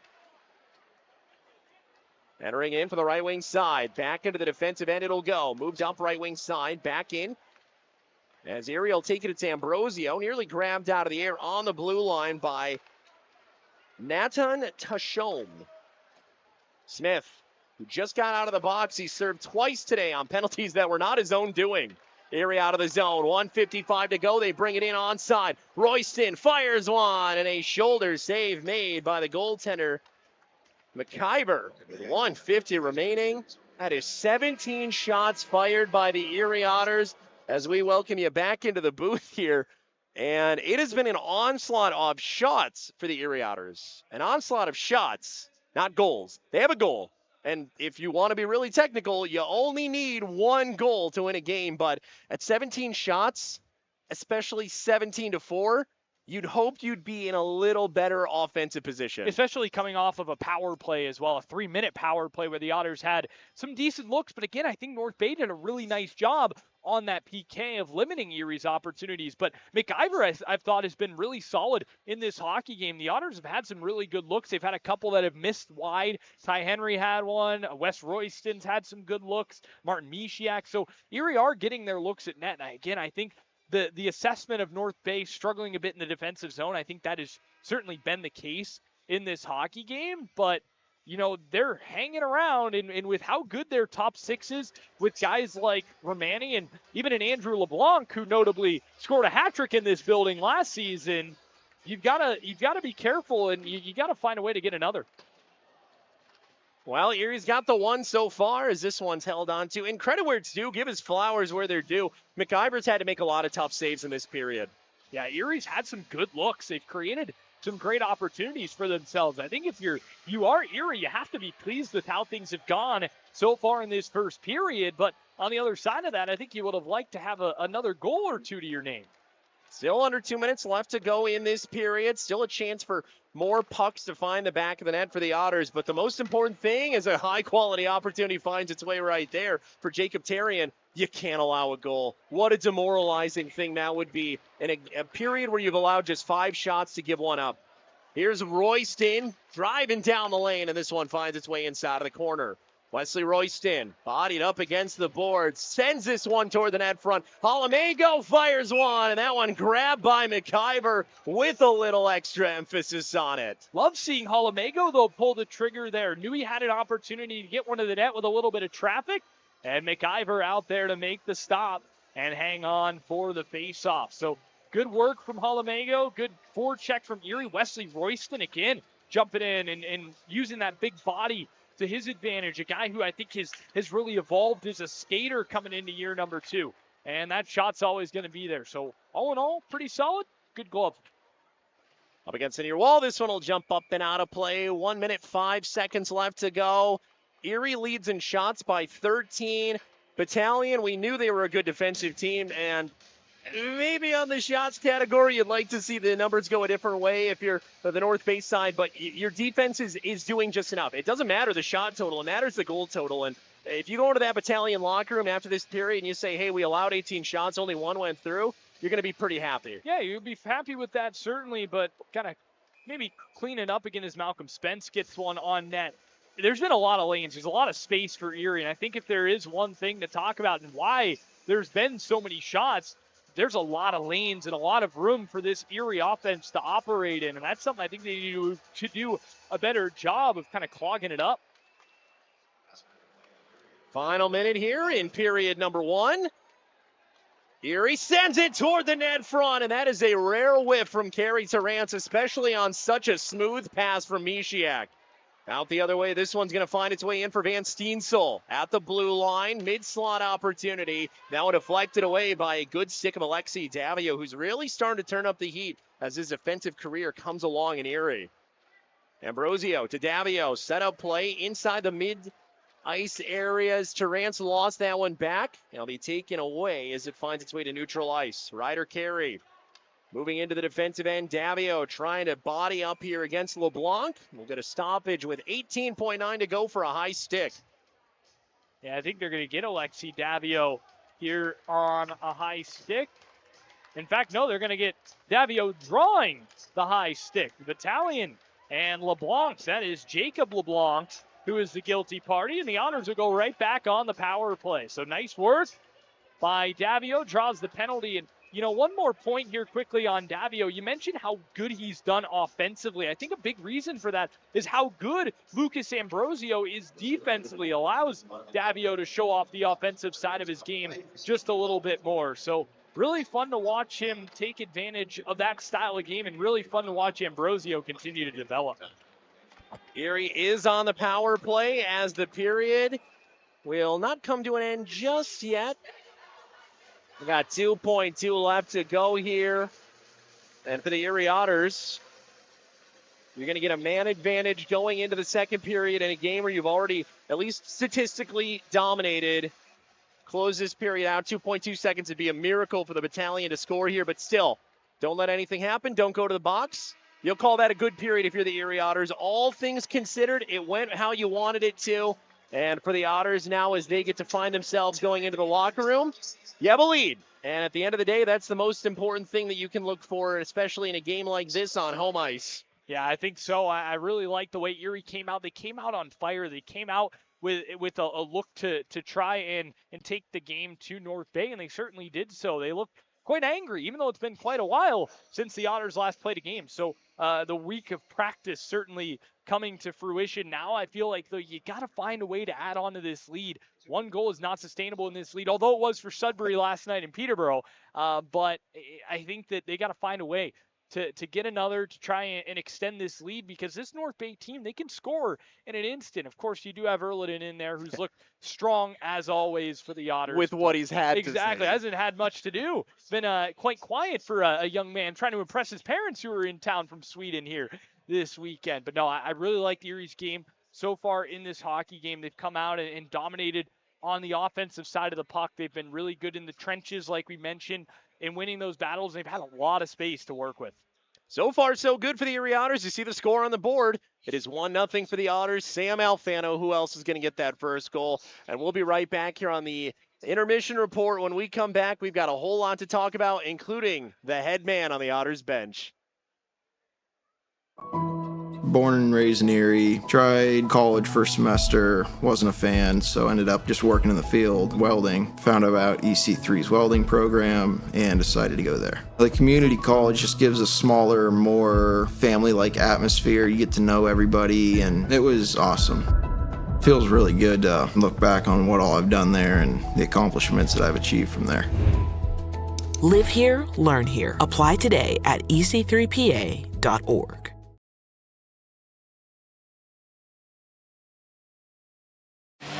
Take control with the all-new CHL app, the home of every team, every fan, and every moment. And now, the CHL app features thousands of live games. Simply find your game of choice, log in with your existing CHL TV account, and stream any game, anytime, any place, live or on demand. The all-new CHL app, now with CHL TV. Find us on the Apple Store or Google Play Store and supercharge your experience today.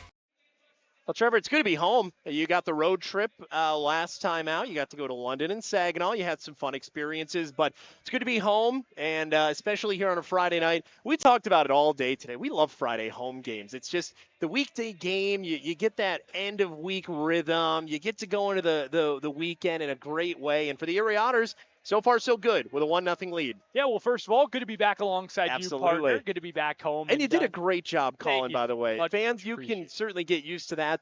As for the longer road trips, again, like we talked about last time out, Trevor will be holding down the fort, and, well, you're in for a treat, obviously. So it's been fun. I appreciate the kind words, and, yeah, it's good to be back home, but, you know, I love these Friday games. Growing up, I always loved the Friday game because you go to school and you know, all right, I got the Otters game coming up. I think only 5 of them on the home schedule this season, but I always like the midweek games, the Fridays, the Wednesdays. Got a couple other ones in there. We got a Thursday next week. One Thursday, only one of the season. The only one with Kingston coming to town. So, you know, I always love the midweek games. It gives you a nice little reason. It's something to look forward to, and especially for us, something to look forward to at the end of a work day. Absolutely. You have the normal work day, and then all of a sudden, hey, we get to call a hockey game. Like, let's go. Well, it kills 2 birds with 1 stone, right? It takes care of a work day and a game day simultaneously. And that's not to say I don't love a Saturday, because you get this crowd behind us on a Saturday, the building's rocking. But when you can finish out the work day and it's 5 o'clock, and instead of having to pack up and go home,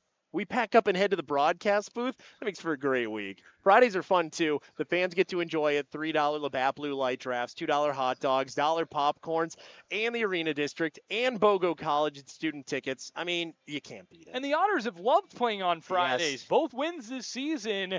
I had to mark that in the game notes for tonight. They have all come on Fridays, although both of them have been on the road. Sure. But still, first home Friday, they're up 1-0, looking pretty good so far. Are the Otters maybe a Friday team? Who knows? It's been said. It's been said before. But no, it's been a good start for Erie, and again, great way to end the work week. great way to start the weekend. And for the Otters, playing a really solid game to this point, come out and have really taken the game to their visitors here. You know, when we caught up with Ryan Olahan this morning, he talked about, you know, yes, it's tough, but we feel like we figured some things out from last weekend. And you know, to be quite frank, haven't really seen it to this point. I think Erie has come out and just kind of done what they want. And, you know, you don't see that very often in this league, a period as dominant as that, especially the way the OHL has grown and how parity has grown in this league. So for the Otters, you got to love it, but you've got to replicate that over 40 more minutes. Well, and when you're talking about a North Bay team, much of its structure,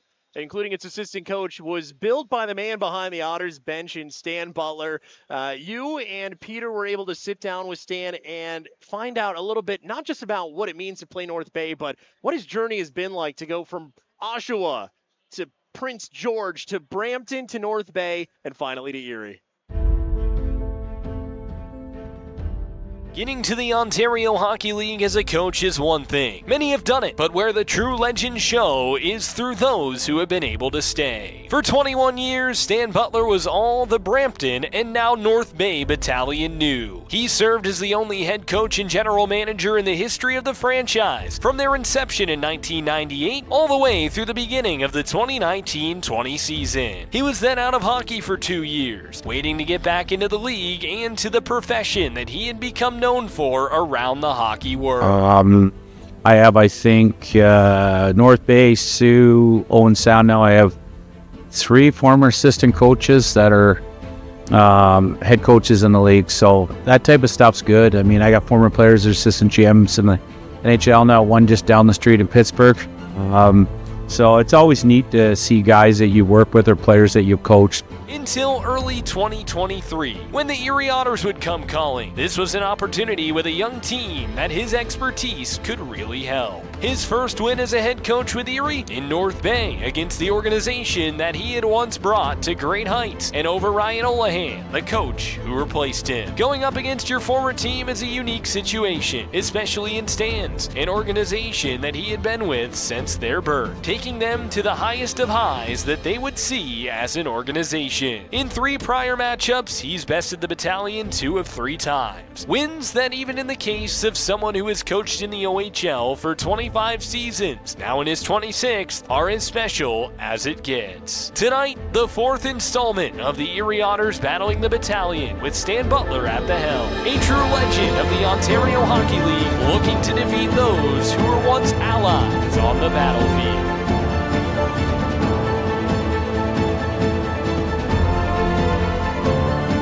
Most people don't recognize me when I'm not in uniform, but when I carry my Erie Bank card, I get treated like gold. Experience better banking with Erie Bank.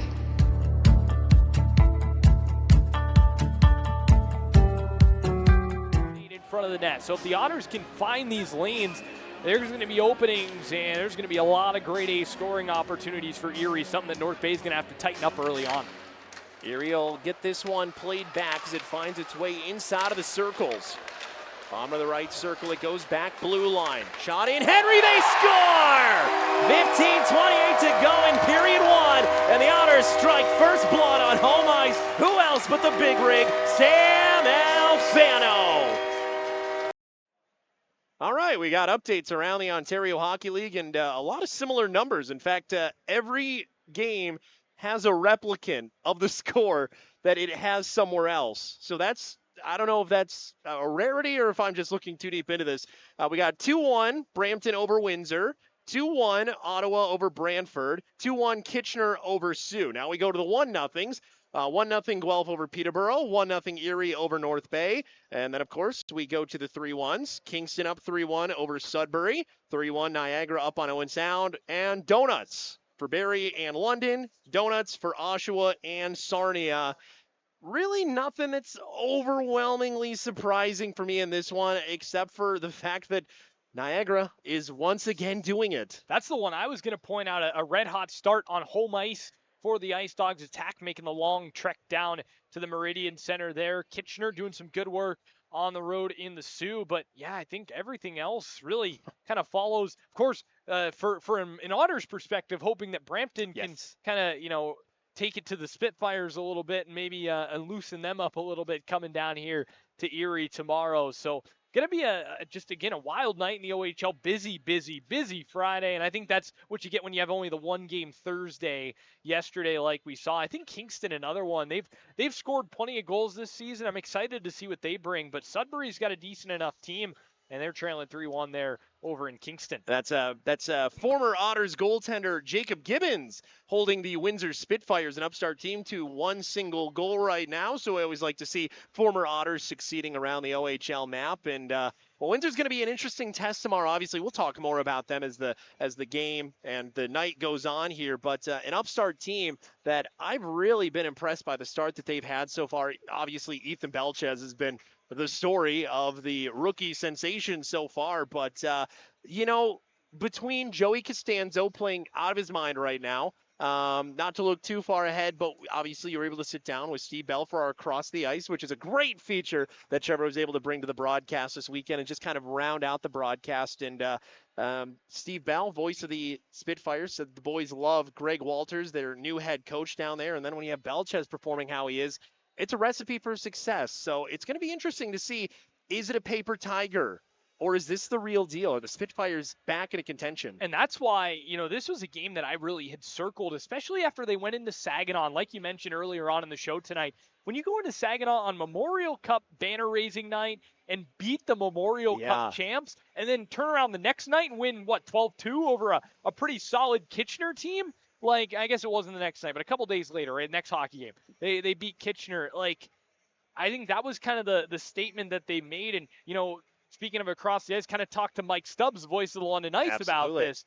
And just how Windsor, 1 minute you're in the shadows, you got a pretty solid young team with a couple of pieces that have been good, that have stuck around, guys like Ryan Abraham, AJ Spellacy, who've been around, Carson Woodall, the defenseman.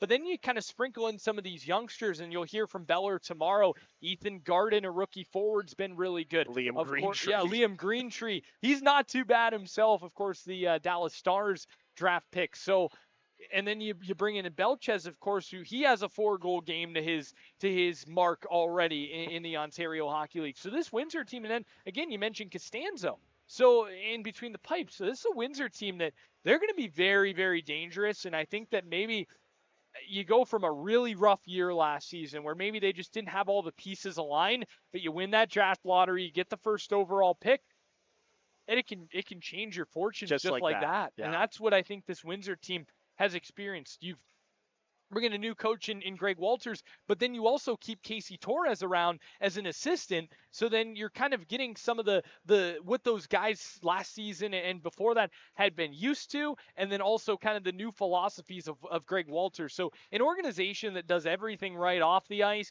seems like they're starting to get some things going on the ice, which usually has been the case up there in Windsor. Yeah, they haven't had too many bad years in Windsor in their franchise history. If you walk downstairs at the WFCU Center, you can see the walls lined with Memorial Cups and a whole lot of success. Well, as we talk here about on the ice, obviously we've talked about the score a bit. 1-0 the Erie Otters up. Sam Alfano doing what Sam Alfano has been proven to do since he's joined the Erie Otters. A player that we didn't get to talk a whole lot about. We talked a little bit about him in pregame. Shamar Moses. Obviously had some touches, made some drives into the offensive end. Kind of a trade that saw him and Dallin Wakely switch their positions. Shamar Moses is a guy that obviously you talked with Ryan Olahan earlier on during our Across the Ice. We've seen him plenty in Barrie. We've seen what he can do. He's got soft hands. He's shifty. He's good toward the net front. How do you think he's fitting in, or how do you think he's going to fit in, rather, when he gets at least a full game under his belt with this team? Yeah, I think tonight you can't really take too much out of a period where North Bay barely had the puck. It's right? basically stick and puck, too, for him. It's been tough for the Battalion to really establish possession, which is wild to say again because you don't see many games like this. But, I think this is a trade that it's an interesting one because you trade an overager in Dallin Wakely, who obviously that's a numbers game, right, to try and trim down your overagers, and you've got a guy who you can get something for. But they pick up a guy in Moses who is really interesting piece because he's 17-year-old, former first-round pick, was pretty pretty good in terms of contributions a year ago in his rookie year with the Colts. So now you bring him here onto a pretty decent enough top 6. I think he's going to do well here. I really like this pickup. And on top of the draft picks you get, yes, Dallin Wakely is a very, very, very talented player, but to get a 17-year-old former first-round pick who's going to kind of probably slot into that middle 6 more realistically over the course of this year and beyond, I think that's a pretty good move from the Battalion and able to kind of add on to what is a decent enough team. Again, I think there's a little bit of work that needs to be done on the blue line, but to bring in a guy like that, I think he's going to be a good fit here in North Bay. And with all due respect to Dallin Wakely, if you're talking about the name game, Shamar Moses is such a terrific name. Buttery name. It's so good. Rolls off the tongue just perfectly. Great hair as well. Yeah, I can't wait for that first time that he scores a goal for the North Bay Battalion and their TV team says Moses parts the Red Sea, probably against Oshawa or Niagara. We'll take a quick break here on the Intermission Report. When we come back, let's talk about some new gear from Erie Apparel. Looking for a true hometown advantage this hockey season? Score ride to the game on the EMTA.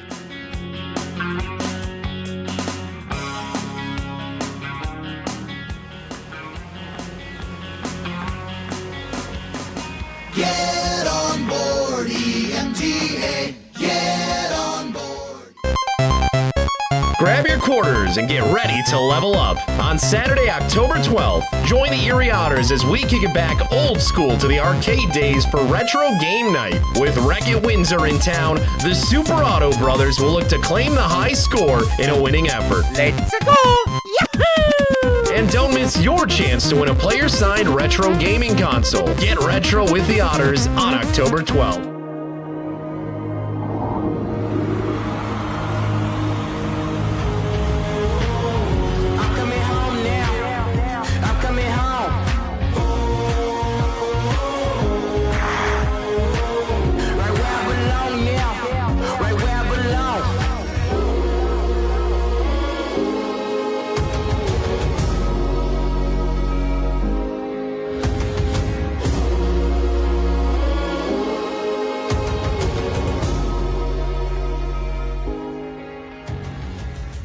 Show me a better apparel company for a city in the entire Ontario Hockey League. I will wait as long as you need me to, because Erie Apparel will dunk on them every single day of the week and twice on Sundays. That new line, chef's kiss. Unbelievable stuff from Erie Apparel. They have so many cool items, and of course, being from the city, just really, really awesome. And yeah, that new line, just terrific. I love the warm-up jerseys. Yes. When the Otters took the ice when we were in Kitchener a couple weeks ago, I was like, wow, like those They're are sharp. sweet. So I'm gonna have to add one of those in my collection, certainly. I'm also a big fan of the kind of the grayish blue shirt with all the colors going, the actual silhouette of the Otter on there. That's another classic. So very great work from Erie Apparel, as always. I have not seen Nathan Sauter anytime I've seen him walking in or out of the rink in anything but that brown industrial-style hoodie. That's what he wore on the whole road trip when we were on the road last weekend. Yes, and the guys were all rocking the merch on the road last weekend in Saginaw. So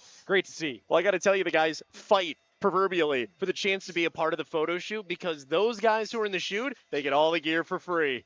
Smart. That's smart. And, yeah, just unbelievable stuff from Erie Apparel, and a great partner, and just great clothes. Comfortable and great design. And they are co-presenting our Connor McDavid jersey retirement night alongside Revich Investments. We're not going to give anything else away besides that, but folks, if you're coming to the game, you're going to be in for a treat. That's all I got to say. Yes. All I got to say. Well, we got a game due up here in just a few minutes as the Erie Otters and North Bay Battalion will get period number 2 underway. 19-5 shots in favor of the Otters. They have 1 minute and 42 seconds of power play time remaining, and they have a 1-0 lead thanks to Sam Alfano. Got to find a way to capitalize on this power play here for the Erie Otters with just over 100 seconds to get the work done. Two teams line up at center ice. The Pennsylvania Lottery power play is underway, and so are we for period number 2. Back below the goal line, Erie will look for this one as Alexi Davio takes it. Davio taking his time as he'll move this one up across the blue line, dump it right back into the defensive end. Mishiak working it forward. Mishiak Entering in, top of the right circle. Back it'll go inside of the corner. Back of the blue line. Here's Davio with it. Davio, a little long back there for Mishiak, but good passing to recover now. Challenger, back of the line. Davio, right wing side it'll go. Mishiak taking his time, back over right wing side. Here's Spence. Back to Mishiak, over for Davio, down to Spence. Spence, back to Davio. He switches positions with Mishiak. Mishiak rips one, and back below the goal line it'll go. Erie looking for it. Mishiak takes it, back on the wide wall. Sends it down inside of the corner. Top of the right circle, it'll go. Gives it back. Here's Mishiak. Dipsy-do, back of the blue line, and just out of sync with Davio as it finds its way back in the defensive end. Entering up and in, here's Challenger. And down the ice, this one will go. Erliden comes out of his net. Mishiak's down on the ice. We get a whistle. And Andrew Kubneski, the athletic trainer for the Otters, out to check on Mishiak. He's quickly up on his feet, which is good to see, but boy, that was scary for a second there. Yeah, that's a scary moment. I'm not quite sure if he might have caught a stick up high right there. That's what I thought it could have initially been, but really good to see Mishiak skating off under his own power over to the Otters bench. So hopefully he will be A-OK. Is the officials going to come over here to maybe get a look at what happened? So they're going to ask for the iPad to come out once again. And now, if it is a high stick, sorry, Sean, I think they have to call a penalty for it to be a reviewable play. Yes. So they have to put something on the board for it to be a penalty if it is a high stick. That's also a major penalty, so maybe a hit. Okay, so you saw it. Oh, yeah. That's nasty. That was Wyatt Kennedy who asserted that, if I'm not mistaken. Well, there was a high stick. His stick across the face right there. That's hands coming up. Boy, wouldn't it be something? I don't know the last time I've seen 2 5-minute majors assessed in the same hockey game. Absolutely right. So right now, there is a player in the box. I believe it to be Wyatt Kennedy. Oh, sorry, that's still LeBlanc, excuse me. And programming note here, Alex Messier, who is out for a 2 and a 10, back in the box now, so he'll sit for probably until about the, let me think. 10-minute mark. Yeah, or about so. 10 or 13. Because you get the 17 minutes of penalty time. I think there was about 7 minutes or so left in the period when he took the fighting penalty. So, yeah, Messier will be out for a little while, and then he'll be right back in the fray, and we're good to have him back. He's a guy who, like we mentioned, Sean, he really contributes in so many different ways, and just a great story, and a guy who might be playing some lacrosse as well. Toronto Rock. Forward, so yeah, good to have him back, and we'll see. It looks like we're going to get a call from Pat Myers here. The officials, well, there's certainly something that's going up here. They do go to the scorer's box. Officials skate over to the bench of the Battalion. Looks like 2, Shawnee. The off-ice official down there put up 2 fingers. Boy, that's a... Wyatt Kennedy also is number 2. That could be the case.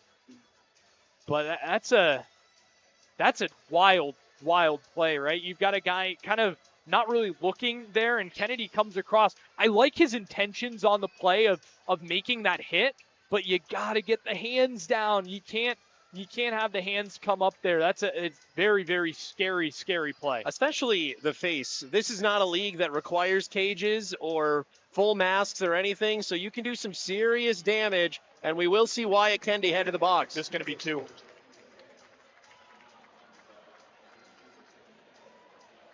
It's a situation where, I think that you're not going to see an official likely kick out 2 players in the same game. I think it comes down to that. Had we not seen the initial check from behind, we potentially could have seen a major penalty assessed there, but I think to get a penalty at least on the board, the right call. I agree. Edwards will bring this one in the offensive end below the goal line. He bounces off the board, gets it back for Terrance. Penalty will be expiring here soon to LeBlanc as Erliden plays this one back behind. LeBlanc is back out there. This one will play its way up for Kerry Terrance.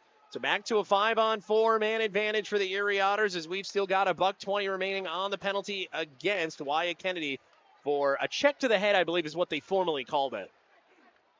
Edwards up. Themis in. Themis bouncing back wide side. It'll go as this one's collected back by the Otters. Henry in that big frame. He's hit toward the wall. Bounced off cleanly. Van Steen still lost it back. Themis. It's a nice collection. Erie will bring it in now. Themis, right wing side, back for Henry, bouncing toward the net front, and this one goes up against the wide wall. Themis in after it. Themis gets in the way, keeps it going, and once again collected and sent out of the zone by Bronson Ride. 17 and a half left to go here in period number 2, and the Otters have it as Challengers moving it over. That's some stick in the lane, and it finds its way to the near wall. Royston, back, Spence, toward the net front, sends this one. Pinball action, they score! Power play goal for the Otters. It's Wes Royston, and it's a 2-0 lead for the Erie Otters with 17:15 to go. Well, this all started with a fantastic feed from Malcolm Spence into the front of the net. The shot deflected its way to the goal mouth there, and Wes Royston standing by to hammer it home. Otters finally get that power play goal that they had been looking for in this game, and here's another look at it. Just, again, throw the puck to the net, and boy, McIver did a nice job, a good effort trying to get over there. Boy, Challenger was so close. If he got on stick there and just a hair sooner, it would have been his goal, and he would have had his first in the OHL, but Royston will take it. He's been very impressive tonight. Wesley Royston, I've loved his game. His skating has really taken a leap forward from last season. He's got great size, a great shot, and that's at the area that you want to see him making an impact. He's had a couple deflections tonight going to the front of the net. So Royston rewarded for hard work tonight. As he should. He was exactly where you need to be, and that's not just positioning. You have to have reflexes to be able to get that puck in. As soon as he saw vulcanized rubber, he got the stick right where it needed to go, got the right amount of power. We talked about U17 candidates. He was a guy who played in the U17s last year alongside Matthew Schaefer. They brought home the big trophy, and he has just been continuing to impress. His confidence has gone up from there, and he is growing into a player that we expect to be one of those tough, gritty, in-your-face, maybe not a power forward, but he's certainly going to get his. Yeah, I think that kind of style of game, right? And he's a pest, and he's tough to play against, and a guy who's not afraid. That we saw it in London last Friday. If he needs to drop the gloves, he will drop the gloves, and a guy that, again, I think fits in. There's a lot of grit on this Erie team. Goal given, by the way, they were taking a look, but Otters really like guys like Wes Royston. He fits into this system beautifully. And Wes Royston is rewarded with a power play goal, and the Erie Otters are finally awarded that second goal that they've been waiting for. Number 77, Wesley Royston. Wesley Royston, first goal of the year. No time like the present to get it. Now in front opportunity. Ryder Carey, a penalty due up here as it is drawn up, and Erie will find themselves down a man. Ryder Carey, that's how you maybe not get the momentum back, but at least curb any further momentum issues from coming for the Erie Otters. Yeah, Ryder Carey, bit of an undersized guy, but really good speed as he drives to the net and tries to create the opportunity. Erliden stuck with him. I think this is a good penalty to take if you're Ambrosio here. Kind of slash the stick at the last moment, make sure he doesn't get quite the shot off that he was hoping to get off. So now you got to kill a penalty, but that's certainly not the worst one to take from the rookie. And it's most important, in some senses, again, it's all about how you view the penalty shot, but you don't do enough to allow that free, unabated opportunity to the front of the net in a shootout-style opportunity. Shot in wide of the net. Moved over by Shamar Moses, who we touched on during the intermission. Moses back at the blue line. LeBlanc with it. LeBlanc to Moses. Moses shot. Nice scoop and save. Noah Erliden looking calm with the glove, as that's the 8th shot of the night for the Battalion. A little power play time here for Shamar Moses in his first game as a Battalion player. So getting him right involved right away, a guy that has plenty of talent to be in this type of situation. And Coach Ryan Holohan using him in this role right away. And that's what you got to do. I mean, when you have a new guy on the team, what better way to get them acquainted with your new teammates than get them out there, get the rust off. There's not going to be any rust, but get that new team smell worn off. Back into the wide corner. It'll go and out of the zone. A self-inflicted wound by the Battalion finds its way down the ice for McIver. Up against the near wall. Shamar Moses Moves this one out, left wing side. Tarian brings it in. Tarian holds top of the left circle. Spence came in hard after him, and down below the goal line, it'll go for procession. Erie, wide corner, sends it down the length of the ice. 55 seconds left to go on the penalty kill, and it'll find its way up against the near wall. Logistics plus penalty kill. So far, so good for the Erie Otters. You haven't allowed anything by, and Erie's got 44 seconds left to go on this opportunity. Sauter down the ice. This one will go. Dylan Edwards, a lone man in the area. McIver will come out of the net. That was a very calm play for McIver. As Erie will get it back now. Mishak trolling behind for Edwards, and just on the wrong side of the stick for him. Entering in, Wyatt Kennedy, Andrew LeBlanc, left wing side, and a stick in the lane breaks up any opportunity. Now a turnover forced, and Erie sends it out of the zone. Kent Greer with it. 10 seconds remaining on the man advantage opportunity for the Battalion. Sent in by LeBlanc, that'll do it. And Erie's penalty kill once again answers the bell. Great work on the PK. Just want to give a quick moment for Ty Henry, who absolutely stood up Andrew LeBlanc as he entered the zone, lined him up, shoulder to chest. Just a beautiful hit from Ty Henry, who has just played a fantastic hockey game tonight for the Erie Otters. But again, overall, solid PK effort, and Erie keeping that big donut on the board. So far, so good. You get another look here at that nice save by Noah Erliden. He hasn't had too much work that he's had to do here tonight, but 9 saves is 9 saves no matter how you draw it up. Yeah, certainly been the quietest of Noah's four games in the Ontario Hockey League so far, but hey, he'll take it. Defense has played well in front of him, and again, for Ken Paroff and co, this is what you love to see. And when you got a guy like Noah Erliden who you're going to ride as far as he'll allow you to go. Challenger riding toward the net front. Great save. McIver loose in front. Glorious chaos as Holamago's tripped up. No call coming, and he'll find its way out of the zone. Holamago down. He'll look to get back to his feet. That's a bit of a surprise no call. Erie looking forward back below the goal line. Back it'll go. Top of the circle. Up high as it jumped over the head of Noah Erliden. Erie looks for it. Delayed offside to up here. Erie picks it up as Mishak's got it. Erie brings this one back out to neutral ice. Wesley Royston doing a juggling act. And it'll find its way back below the goal line as we finally get a little reprieve. Yeah, I think looked to me like a little knee-on-knee with Holamago, and that looked like the area he was favoring coming up. What a wild sequence in front. Challenger, oh so close again. Procession moves in. Shot, he scores! We've got a 1-goal game as Procession puts the Battalion on the board with 13:35 to go in the second. Yeah, Procession has been a goal-scoring machine for this Battalion squad to start the season. And a great shot as he enters his own little drop feed. Back to him, walks in, top of the circle, lets it fly. So good work from the Battalion, able to find themselves on the board. And maybe a moment to change this hockey game here for North Bay. And again, maybe missed opportunities coming back to haunt the Otters. North Bay right back in it. Well, now that goal that you get from Wesley Royston on the man advantage obviously keeps you in the lead. But boy, it really looks a lot bigger now.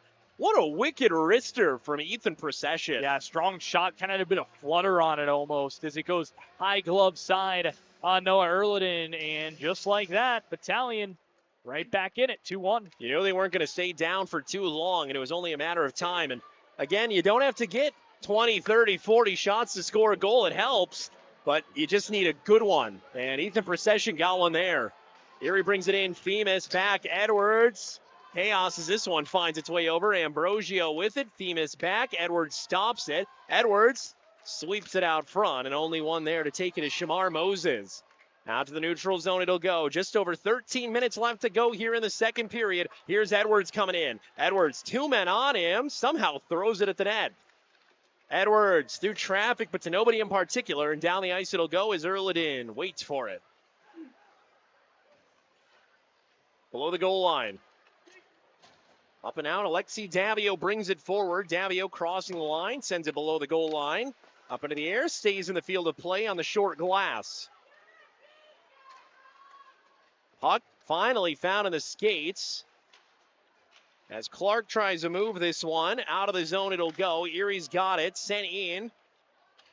Below the goal line, it'll be taken by Wyatt Kennedy, a name we've said a lot today for good and for bad. Great defense with a lot of block shots in the lane and great sticks.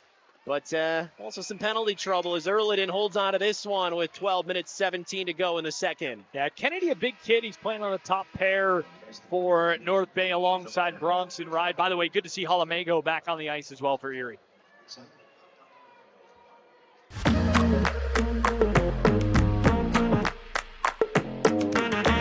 My OHL is a place to talk. So Talk Today has a number of elements. First and foremost, we support the players. We provide mental health and awareness training and suicide prevention training to them. And we have a coach that's in every one of our branches that supports an OHL team. And in years to come, these individuals that are playing in the OHL now will be great mental health champions.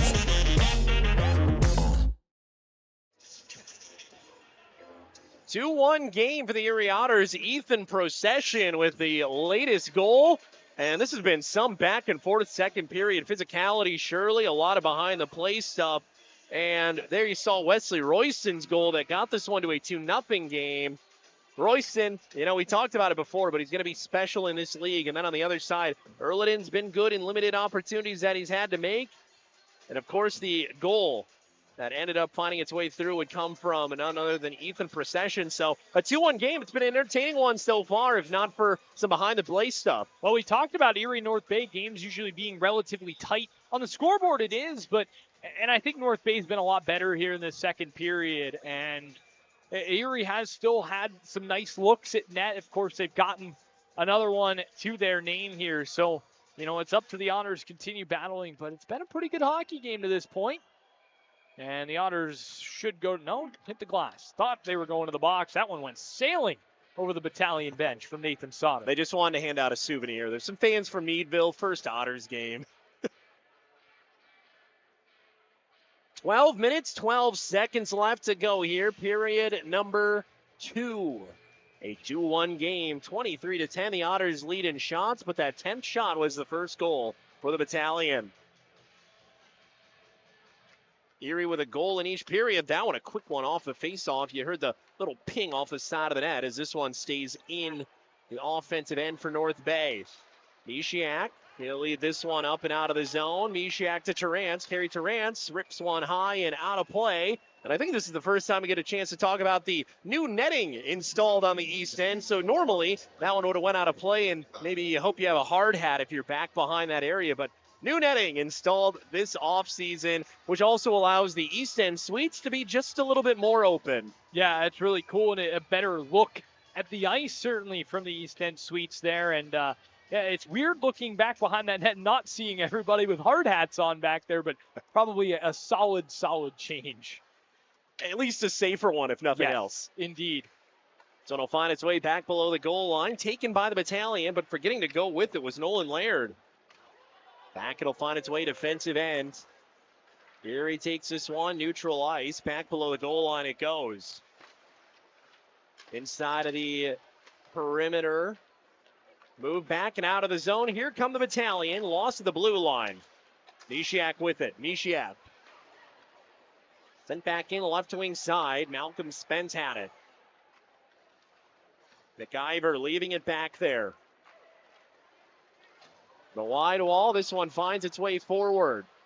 Terrian, top of the right circle. Nolan Laird with it. Laird inside of the corner.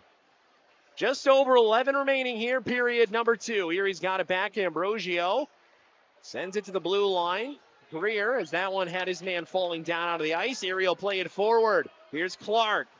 Clark with it inside of the neutral zone. Clark sends this one back inside of the corner. Below the goal line it'll go. Zach Wilson hits the mid-glass all the way back inside of the Erie defensive end. And, Ambrosio decides to drop the stick and push a member of the Battalion. That's going to see him go to the box, and just not a great penalty to take. They might get one from either side, as now there is a Battalion player down right in front of the penalty box. 10:40 left to go here, and it's been a game of emotions. Well, I praised Ambrosio for taking a smart penalty earlier. This is certainly not the case. Terrian getting under his skin a little bit. And they are going to take Tarian as well, so they even him up. Kind of be interesting to see what happened there if he just said something, but Ambrosio right to the chops. And alt angle here. Yeah, I'm kind of surprised they took Tarian. So I wonder what he potentially said to maybe, I don't want to say earn that, Sure. but I'm assuming that is what had happened. Because Ambrosio's a pretty mild-mannered kid. Haven't really gotten to know him too well, but he's not the type of player from what we've seen over the first handful of games to just do that. So I guess he took a slash at him, that's why he's going to the box. Oh, that almost makes it worse because now you had an opportunity to go up on the power play. They were going to take the man. Again, it's an emotional game, and he's a rookie. Finding its way in, right wing side, left side, and just a whiff of an opportunity from Kent Greer. Now the Otters are going to move it north. Alfano, Sauter, back below the goal line. McIver, as this one's collected by Kent Greer. Greer slowly entering back into neutral ice. Give me that, and the Otters will move it forward. It's a back and forth for Bemis and Alfano. Alfano! Great save. McIver, maybe one too many passes. Down this one goes, back below the goal line in Erie's defensive end. Bemis brings it in. Bemis, top of the left circle, it'll go. Bemis lost it back. Up the ice this one goes. Under a minute remaining on either team's penalty. As it's brought in for LeBlanc, and a knuckle puck finds its way below the goal line. Henry in the mix, got to be careful. He's getting a little handsy down there. Henry, right now he's playing a physical game below the goal line. Erie looks for it near corner. 9:15 remaining in period number 2. Here's Carey Terrance, crossing center. Terrance in with Davio. Davio driving outside the net. Sends it off to the side. Terrance, McIver dives down and makes the save. Another good, strong save from McIver as Messier back out of the penalty box. So he'll rejoin the Otters bench. Nice drive from Alexi Davio, showing off what he can do on the offensive side of the puck. Ty Henry with the steal. Otters bring it forward. Davio finds Terrance, and that can be a winning combination for this Otter team. So love seeing Davio, jump up in the play and make that type of impact. Inside of the corner, this one finds its way back below the goal line. Terrance up against the wall. Terrance battling after this one. Here's Holomego. Puck up in the air. That's actually opportunistic. Terrance backhand. That one jumps a little too much for him. 8:45 left to go in the second period. And we will return to five-a-side as Ambrosio and Tarian are back in. Forward, this one goes. Break for Tarian in front. Erlandin with the save. And now extracurriculars as LeBlanc grabs somebody. Erlandin says, I'm getting out of here, and throws the puck away. So Erlandin decides to get out of there as we have some continued extracurriculars now being broken up. You would certainly think these teams see each other more than twice a year based on how this game has gone. Yeah, always an emotional affair. I remember last year's game that you and I did here being kind of like this, quite scrappy, as Tarian right there flying out of the penalty box gets the breakaway and a really good save. Erlandin opened up the 5-hole for a second, but then he closed it instantly, makes a big save. So Erlandin really strong in net. But yeah, pretty emotional, pretty scrappy hockey game between these two teams that are, about 6 hours apart, if not a little bit more, and don't see each other very often.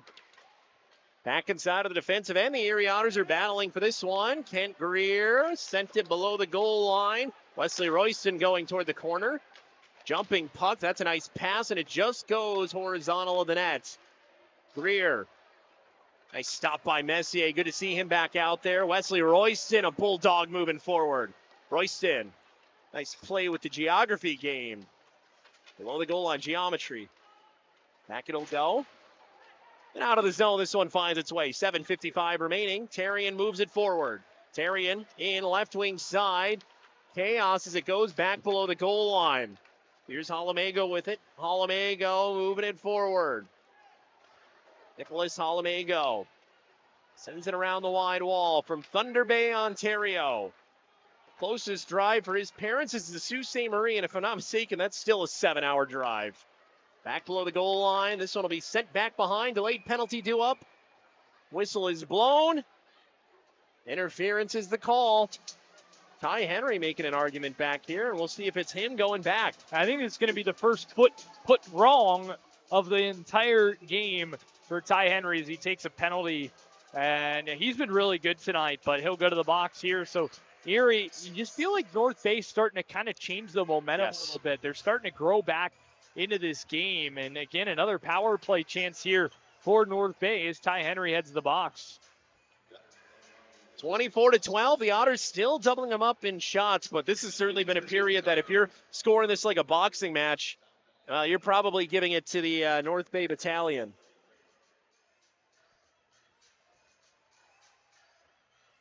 Face-off due up inside the left circle. 7:26 left to go here in period number 2. Erie back in the logistics plus penalty kill. Palamago tried to get that one to bounce out of the zone. Wasn't able to do so, and now the Battalion have it. Driving, Erlandson grabs it out of the air. 13 seconds killed off on the penalty, and the Erie Otters will have a draw inside of their defensive end. Yeah, Halamago trying to clear it all the way down the ice right there. It just kind of bounced on him at the last moment. And a face-off coming up in the offensive zone. 13 seconds gone by on the penalty to Henry. Boy, Themis a little shot there for Van Steensel after 16 in military green was ushered out of the draw. So again, emotions running high. And again, Themis not a guy that typically shows too much aggression or anger. Now he's usually as cool as a cucumber. As this one finds its way, net drive. Up against the near wall, it'll go. Shamar Moses in after it. Under 7 to go. Look at the speed. Pano Themis bringing it in. Themis, dipsy-do, shot on net, loose still, backhand opportunity, blown dead by the official. And this chaos is where Mike McIver is earning his game check. Goodness, he has been good in chaos. He has been very strong in net. But let's start with Themis here on this rush. It's the guy who he was talking a little smack with off the faceoff. What a move. Sits him down a little toe drag, dance around, but McIver sticks with him all the way. This is just a filthy move from Pano Themis. Looks even better in the slow-mo, but a really strong save from McIver, who has done a terrific job here tonight for the Battalion. Boy, you don't know what we would have got out of Charlie LaRocque here tonight, but, you know, in most situations, you have someone other than McIver. The way he's been playing here tonight, this game might have a different tune to it. In through neutral ice and back below the goal line, this one will go. Up against the near wall, Wyatt Kennedy in a battle down there with Nathan Sauter and cleared down the length of the ice. 54 seconds left to go on the Ty Henry penalty. Back below the goal line. Malcolm Spence taken off of his feet. Fans wanted something, they'll play on. Kent Greer, Dylan Edwards trying to play a Red Rover with this one as it finds its way out of the zone. Entering in left wing side, Messier getting in the way. Edwards blows a tire. Back at the blue line it'll go. Stopped at the line. Turley moves it down left wing side over to Ryder Carey. Knocked down by Erlandson, and back below the goal line it'll go. LeBlanc cycling around the circle. Moves it down below the goal line. Little touch in front. Left wing side shot. And out of the zone as Henry stands up. 5.5 left to go in the second period. Penalty comes to an end. Wraith Smith brings it in, shot, and Erlin will fall on top of that one with 5:23 to go. Well, this has been some period so far. The Erie Otters, they got the early goal, and you thought, okay, well, that's shot number 22 on the night. That's their second goal. This should start to move in their direction. Erie's had 3 shots since that goal, and North Bay has turned up the intensity. Erlandson playing good, McIver playing really good, and it's a slug match. It's punch for punch, blow for blow, penalty for penalty. Yeah, quite the emotional hockey game like we mentioned, but as soon as North Bay got that goal, they started to grow right back into the hockey game. And I think that that's a credit to coaching. And again, they've been the better team in Certainly. this period. They've gotten more opportunities. They've done a nice job in terms of the creation of said opportunities, where Erie is kind of I don't want to say fallen back into their shell, but they've certainly not taken had an edge off. Yeah, they haven't had that hunger that they had in the first period. In the first period, they were on every single puck that they could throw to the net. They were doing it. Here, it's been a pretty quiet shooting period, but the chances they still have had, that space that they've had early on is still there, and they've still been able to exploit it, just not quite to the extremes that they were able to in the first period. And again, I feel like with how good that first period was, they're probably kicking themselves a little bit for not scoring more than just the one. I would say so. We get ready to return to game action here. 5 minutes and 23 seconds left to go. And the Erie Otters will be inside of their defensive end. Face off, due up. 25-15 shots as they try to drop it right there. No drop on the draw. And some anti-Erie fans in to see what'll come. Faceoff finally dropped. Erie leading in shots 25-15 and back below the goal line. This one finds its way inside of the Otter defensive end. Mishiak for this one goes Spence Terrance out wide to Davio. Davio moving this one to the net front. Ends up back below the goal line as the water bottle pops off. Over left wing side. Here's Davio entering in. Davio just avoids a check. He'll throw one back at Wyatt Kennedy. Not a popular skater of North Bay for the Erie side. Davio back defensive end. Holomego, Davio with it. Davio below the goal line. He's got a man behind him, and he's going to just carefully lead this one forward. Spence turning on the Jets. Bounces off a Wyatt Kennedy check. Loses it below the goal line. Centering opportunity once again too far. Erie so close on connecting on these prime real estate passes as this one comes in offside. Yeah, the Otters and Alexi Davio, really the one who's been at the heart of this, just driving in, trying to find open men in front of the net, and they've done a nice job in terms of finding those passes. But we mentioned the space, right? And what we've seen so far is the space is there to make the pass, but as soon as the pass is executed, it closes down pretty quickly. And I think that's why the shot total hasn't grown to the extent that it might have and really did in the first period. So good work from the defensemen. I like how they've done a nice job getting up in the rush and creating these chances, though. A draw just outside of the Otters' defensive end. Alexi Davio found his offensive game last weekend. He wants to continue it. He's working as basically a fourth winger out there. Top of the right circle. Greer falls down. Can't get a clean shot off, and it'll just be pawed down by Noah Erliden. Kind of an awkward one there for Erliden. Just kind of a whiff on the shot, and it just rolls comfortably on net. And Erliden able to get the glove on top and hang on for the draw. Face off in the right circle. 4:09 left to go here in the second period. Good fight in the face-off dot, but the only one who goes down is the linesman. As this one moves back to the blue line, Procession turns 2-on-1. Procession right in front, whiffed opportunity. Shamar Moses, how do you make an impact for your team? He nearly had it right there. Out of the zone, this one will go, should go back for an icing. Even with Royston's best efforts down there, boy howdy, Shamar Moses, basically his first day ever wearing OD green. And he had that much of an opportunity to be able to be the hero for the North Bay side in his first game. Yeah, kind of a weird play. It all started off the face-off there with everybody kind of taking their own tumble, and then ends up on a 2-on-1 for North Bay and just jumps over the stick of Shamar Moses. A great feed across, just couldn't quite get it to settle for him. Top of the right circle, LeBlanc. Back to the blue line through traffic. That one just missed by a bit. Messier. Lead feed forward. Here's Wesley Royston. Royston being grabbed by the net guard, and they will get him for a penalty here. You have to call that one. It was right in front of him. It's a horse collar. They're going to call it just a hold. And Erie is going to go on the man advantage with 3.5 to go in period 2. Once again, another excellent play from Wesley Royston, showing off his strength. Drop of the shoulder, draw the penalty, drive to the front of the net. McIver does a nice job coming out, making the stop, but yeah, this is a pretty easy one as Turley is going to be the guilty party for the Battalion. This is an even better look. He's got that left hand right up on the shoulder, kind of tugging back, like you mentioned, almost on the net guard, and that'll be a penalty every time. Otters back to the power play. Here's your chance. North Bay's kind of taking the game back to Erie here over the last few minutes. Here's a chance to take it right back. Blue line opportunity for Edwards. Down it'll go on the goal line. Back for Edwards. Edwards, that one poked away off his stick. That is a terrific stick from Ethan Procession, and down the ice it goes. How good has he been in the second? Yeah, Procession gets that big goal and showing what he can do on the defensive side of things as well.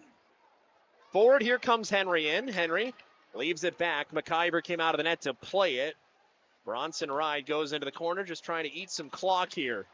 Below the goal line, Edwards chases it up the near wall. Inside of the corner, Alfano dishes it around. Up to Tarrant, shot! Oh, nice save, McIver with the glove. Edwards, back of the blue. Edwards driving down, shot kicked away, top of the right circle. Themis down on the goal line. Harry Tarrant, uncharacteristically not able to hold on to that one. Up it'll go to Themis. Themis at the blue line. 1 minute to go on the man advantage. Bottom of the right circle. Back. Themis shot. That one sails wide. Edwards with it to the blue line for Henry. Henry at the line. Back for Edwards. That one kicked away. Once again, it's Procession. Edwards. Themis. Themis through traffic. Right in front. Point blank range and fired wide by Tarrant. Out of the zone it'll go. 2:05 remaining in the second. Van Steensel snuffs out the play and sends this one back to his bench as Edwards will move it forward.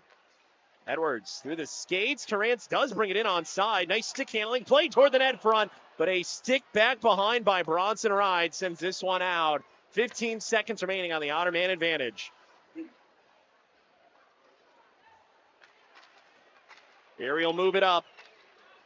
Davio, drop pass back. Spence with it. Unsuccessful power play as the Otters bring it in. Challenger using his body to get this puck back. Inside of the corner, 28-16. Erie leads in shots. Opportunity in front. McIver, the incredible rubber man. And that one sent away. 2-on-1 developing shot. Erlandson save, and Davio an offensive stick to get it away. 1:10 remaining here. Looking for that tying goal of the Battalion. Will they get it here? No, the Chaos gets it set away from the defense. And up in the air, the puck will go as Greer brings it down to earth. Final minute in period 2. And we get this one blown dead with a penalty called back inside of the Otter defensive end. I think Terrian's going to go. He's having words with a referee, and the Otters are going to go right back on the power play. What a wild sequence. We go back and forth. Both goaltenders coming up with some massive, massive stops here. And for Erie, here's a great opportunity. I was starting to think, man, they just need to get to the intermission, regroup, and come back out for the third. But now you got a chance. There it is, a little behind the play, just shoving the back from Terry. And again, another example of a penalty that just, it's preventable. It's emotions getting the better of the player. And again, in a game that's been so emotional, it's had that type of edge to it. You see another penalty taken. So Otters, golden opportunity here again. They had some good looks, a good puck possession on that last power play. Now a chance to turn that into a goal. Well, you go right off the power play, right back on the power play. And Erie's power play is too good to only have the single goal that they've had on all the opportunities that they have had here tonight. We want to see what they can do here. This is a good opportunity to go into the final frame with some momentum if they can get some good offense going, but it's going to start off with a nice clear from the troops. Yeah, Otters just a little bit, trying to play too fast is the word I was looking for there on that power play, and unable to create something right away. Here's Spence moving into the offensive end outside the right circle, immediately surrounded by green sweaters. Mishiak, a little too far for him. And Erie, with 20 seconds left to go in the second, we'll have time for one, maybe last two shots. They can get this one to the offensive end. Erie's in. Top of the right circle. Boy, give credit where it's due. North Bay is shutting the door at the blue line. Yeah, Turley right there. As soon as the Otter player crossed the line, he was on him and able to clear it away. Well, that'll do it for period number 2. A mixed bag of feelings, if you want to say as much. The Erie Otters took a 2-0 lead, But now they find themselves in a position where, how do you feel about this game overall?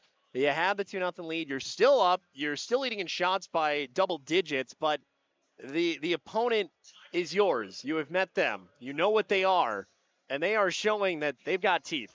Yeah, this is a Battalion team again. They had a rough start to the hockey game. Erie was all over them early on, but North Bay has grown into this game well. They've created a lot more scoring opportunities over the more recent parts of this game. And like you mentioned, Sean, the Otters have had a lot of power plays in this game and haven't really been able to get much out of them. So there's got to be a little bit more on the power play. I'd like to see them turn that into something. So we'll see. They've got plenty of time here coming out of the intermission to be back on the man advantage and try and, again, use that to their advantage to get another goal. But I've been really impressed. Good second period from North Bay, and there are a couple Noah Erliden saves away from having a lead here in this game, so or at least a tie. So really strong period from North Bay. Erie's been a very strong third period team. That's been their best period all season. We'll look for that to continue. Just the third goal in the second period this season for the Erie Otters. You mentioned North Bay is a, few Noah Erliden saves away from a tie game. This is one Mike McIver not being in this game and being as tactically sharp as he has been away from being a very different game. And that's not to say Erie's been perfect by any means and, has created nothing but opportunities. But boy, they've had some opportunities toward the net front that McIver is sold out fully to make those stops. Yeah, they really have. They've had some great chances. Tyler Challenger just a few moments ago had one. McIver sliding across to keep it out. And he's just been phenomenal for the Battalion tonight. You couldn't have asked for a better performance. Certainly, if you're Coach Ryan Olahan, have to be very pleased with the way that McIver has played tonight and hoping that, you can continue to get that type of effort in the third period here.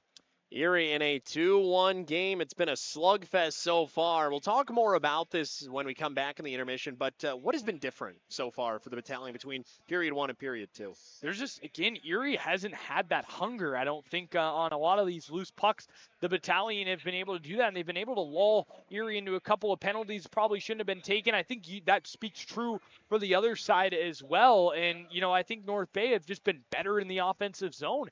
Erie hasn't been as quick in their defensive zone to get pucks out. There's been some bounces that haven't gone their way. But, yeah, I think North Bay has done a much, much better job in the offensive zone. The defensive zone has still been quite open. I think Erie still had some of those passing lanes. But like I mentioned a few moments ago, when Erie would make the pass, then North Bay would swarm and cut things down. That's something that they weren't doing in the first period. But I think stuff has started to open up a little bit more for Erie, and hopefully they can try and turn that into a goal. 2-1. That's our score through 40 minutes of play. 20 minutes left to decide who's going to be the winner here tonight. We'll be right back on the Intermission Report.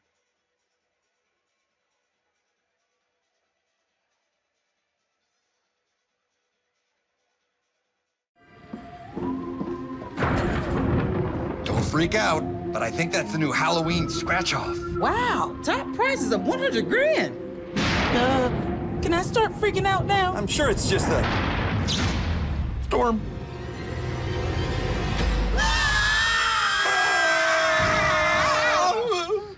Well, I did not see that coming. Scratch-offs this spooky take on a life of their own. Keep on scratching. Chills and thrills await on October 26th at the Erie Insurance Arena for a Saturday Halloween spooktacular with the Erie Otters. To help your trick-or-treating around the concourse, the first 1,500 fans in the arena will receive their very own Otters pillowcase. Grab your costumes, bring your sweet tooth, and get your tickets now on ottershockey.com. If you dare. Well, the pucks have been chucked so far here from the Erie Insurance Arena for intermission number 2. It's always fun. I think I've shared my horror story before about why I don't chuck the puck anymore. It's a childhood of just a wasted opportunity. But, hey, they're having fun. And most importantly, I don't know if we got to talk about this all too much during our first home broadcast here. Half of the proceeds from this year's Chuck-a-Puck going to support the United Way of Erie County. They are doing such great things for Erie County community schools, helping inner city kids be able to walk safely to school. So, hey, if you can combine the chance to win prizes and financial prizes and everything like that while you're also doing good. It's a good feel. That's always amazing. And of course, I love what they've done on Saturdays with the gold pucks as well, which we'll be seeing here tomorrow. So really great work between the Otters and United Way, and a great tradition here in Erie, Pennsylvania with Chuck a Puck, and seeing it come to life once again tonight. And I got to say, I mean, with the addition of the gold pucks, I mean, boy, it adds a pop of color, and that's always nice to see too. Exactly, and it even works best. Like last Saturday when we were talking about Commissioner David Branch, who'd served 45 years, and up pops a shot of a gold puck with 45 on it. So we didn't plan that. So, stuff like that makes it even better with the gold pucks. I certainly would say so. And of course, if you are watching at home and you're here in Erie or any of the surrounding communities, make sure you come on out tomorrow, because that gold puck that we talked about, if you land that in the center bucket, you win $150 and $100 gift certificate to the Flagship City Food Hall. Not to mention, you still have the chance to win other great prizes from 5 Iron and Laurie's Wild Ridge and so many other great places. So it's worth the investment of $5 to see if you could come home with $250. Yeah, it certainly is. And of course, you get it in the center. You've got your food covered, so you can enjoy whatever else you like to spend that $150 on. So a lot of fun here with Chuck a Puck. And again, a great tradition, something they've been doing here for years, and always something we look forward to. Well, it wasn't the pucks that were the only thing being chucked in period number 2. Holy moly. Penalties, stuff behind the play, fists at times. It was an emotional, it was a physical, and it was a very entertaining second period. Well, I mentioned you off air. I was like, wow, man, the first period flew by. Yes, it did. And there weren't a lot of whistles, and the second period was the complete opposite of that. However, it was quite entertaining with all the penalties and a lot of just wild plays, with the game opening up at times where it's been a relatively tight hockey game where there hasn't, been a lot of open, in terms of odd man rushes, right? But I think that there's a couple chances there in the second where the game just all of a sudden, boom, opened up wide open, and chances going both ends of the ice. So just a really entertaining second period. Again, North Bay was a better team. I think that's pretty obvious and pretty easy to say. And now it's up to Erie, who have been a good third period team. They've scored their most goals this season in the third period, so they're going to look to do that here again tonight. 46 total shots in this game, 28 for the Otters, 18 for the Battalion. 3 total goals, 2 for the Otters, 1 for the Battalion. Here's how it's gone down so far with our highlights to this point. In front of the net. So if the Otters can find these lanes, there's going to be openings, and there's going to be a lot of grade A scoring opportunities for Erie, something that North Bay is going to have to tighten up early on. Erie will get this one played back as it finds its way inside of the circles. Bottom of the right circle, it goes back blue line. Shot in, Henry, they score! 15:28 to go in period 1, and the Otters strike first blood on home ice. Who else but the big rig, Sam Alfano? 17.5 left to go here in period number 2, and the Otters have it as challengers moving it over. That's some stick in the lane, and it finds its way to the near wall. Royston, back, Spence, toward the net front, sends this one. Pinball action, they score! Power play goal for the Otters, it's Wes Royston, and it's a 2-0 lead for the Erie Otters with 17:15 to go. He was favoring coming up. What a wild sequence in front. Challenger oh so close again. Procession moves in, shot, he scores! We've got a 1-goal game as Procession puts the Battalion on the board with 13:35 to go in the second. Well, you know the score here. Holy moly, it's an offensive night around the Ontario Hockey League. So if you're watching, obviously, with the persuasion of either North Bay or Erie, 2-1, Erie Otters lead here, but we got some things to digest a little bit. So Brampton-Windsor, 3-3 game. Didn't expect that one to stay 2-1 forever. Those are two teams that have plenty of firepower, especially that Brampton team. So 3-3 game there at the CAA Center. Kingston up 4-2 on Sudbury. Barrie up 3-2 at the newly named Canada Life Place. We pour one out for the Budweiser Gardens. It was such an iconic name. But hey, Canada Life Place is here to stay. Owen Sound flipped the script. 5-3. They're now up. Was it not a 3-1 game? It was 4 unanswered for the Attack. Okay, so the Attack truly were on the attack here in the last period of play. Brantford on the road at TD Place, 4-3. They're up. Sarnia up 2-1 at home over Oshawa, 3-1. The Guelph Storm up against Peterborough at home. And a good one going up north, 4-3. The Sioux Greyhounds have flipped the script. Offense has not been a problem here tonight. Anything outside of the obvious one right in the middle that's stuck out, at least in a change from period 1 to period 2. Yeah, a lot of goals. Of course, Barrie London was 0-0 after one. So quite the turnaround there for the Colts getting 3 goals. They're going to be a team that, again, you add a guy like Dallin Wakely to a pretty solid club there in Barrie. They're not going to have problems scoring goals, and you see the Colts doing that there in London, who've gotten off to a bit of a slow start, but again, finding themselves getting some of their superstars back in the lineup, but still not the start the Knights were looking for. London always starts slow, though, and they have so many guys who go to NHL camps, and, you know, there's always the things that happen in preseason with injuries or anything like that. So, you know, you think, oh, maybe this is the year the Hunters miss the playoffs, the London Knights don't have it, and then next thing you know, they win the Midwest. Yeah, that is typically how things do happen for London, and any time that, you know, they say they're rebuilding, they never are. They never are. And but again, I think the Windsor-Brampton game, that's turning out exactly how we would have expected. Goals, good hockey game, 2 pretty good hockey teams. And, you know, we thought Erie did well to hang with that Brampton team when we saw them 2 weeks ago here in this building. And Windsor doing a nice job there on the road and kicking off their road trip. Of course, they'll be down here in the States tomorrow. I'm really interested in that Kitchener-Sioux game. That's a good one. And I think Kitchener still got footing to find, but again, it's early for them. They're one of those teams, too, who last year was supposed to be a rebuilding year. And what do you know? They make it to the second, third. They advance in the playoffs. And again, they gave us a great series. We gave them a great series. It was a game-recognized game kind of situation there. Entertaining night around the OHL, and certainly it's been an entertaining one here tonight. The goals, lesser. In fact, the least high-scoring game in the entire Ontario Hockey League so far, but reader beware, the score does not indicate the story. Certainly does not. It's been a very emotional, physical, entertaining hockey game with, again, like I mentioned, some portions where the game just would open up like crazy, and then we've got a little bit of basketball game going on, chances at either end. So really, really entertaining stuff here tonight. And one last point quickly on Kitchener. I think they're kind of sneakily in second place in the Western Conference right now. I think, you know, you see the 12-2 they lost against Erie on opening night. Boy, they're sticking around. They're doing just fine for themselves there at the Odd. They're always Trent Swick back, right? Yes. That's a big acquisition to get back.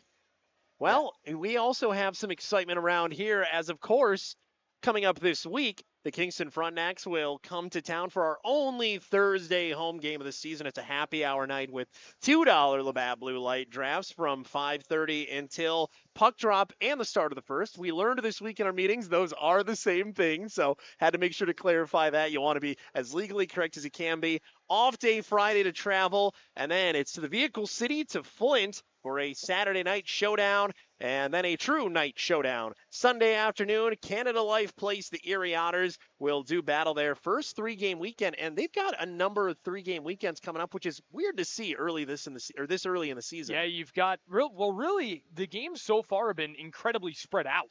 A lot of the first couple weeks, you've had almost a week in between games. So now starting to kind of get into the flow of season a little bit. The following weekend, we'll see a 3-3 for the first time. Erie will travel to Barrie, Kitchener, and then home against Kitchener. So as this month ramps up, November is going to be wild. Yes, it is. There are a ton of games in November for this Erie team. So I think they've done a nice job kind of easing their way into the season here. And now a chance to play a nice little home game against Kingston, kind of get your feet wet for the weekend. Then a really tough trip to Flint, and then London, of course, is never, ever easy. No.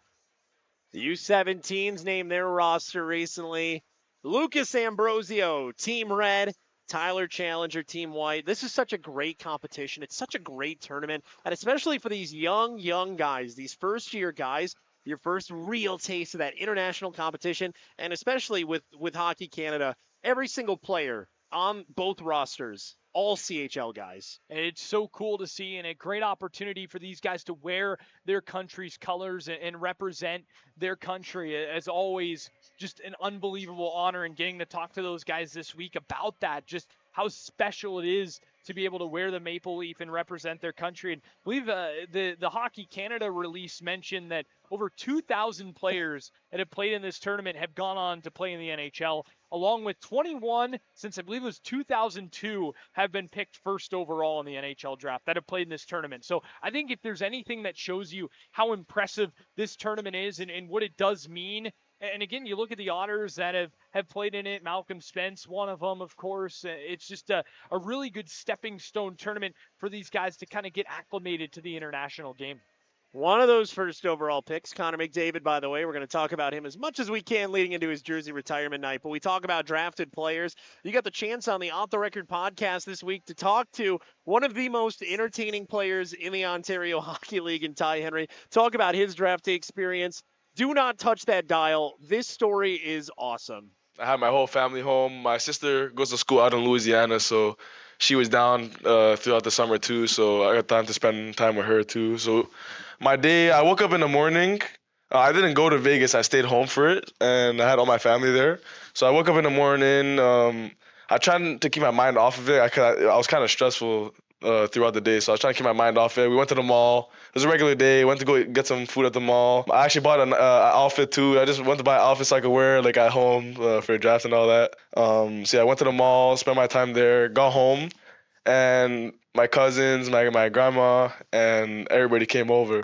And we started watching the draft from the morning. It started in the morning. And the names kept on going by. I tried not to sit there the whole time watching the TV because I was kind of getting more stressed like as it went by. But when it finally happened, I actually didn't even know that I got drafted yet because my dad was watching it on his phone downstairs. So the names popped up of who got drafted faster than on TV.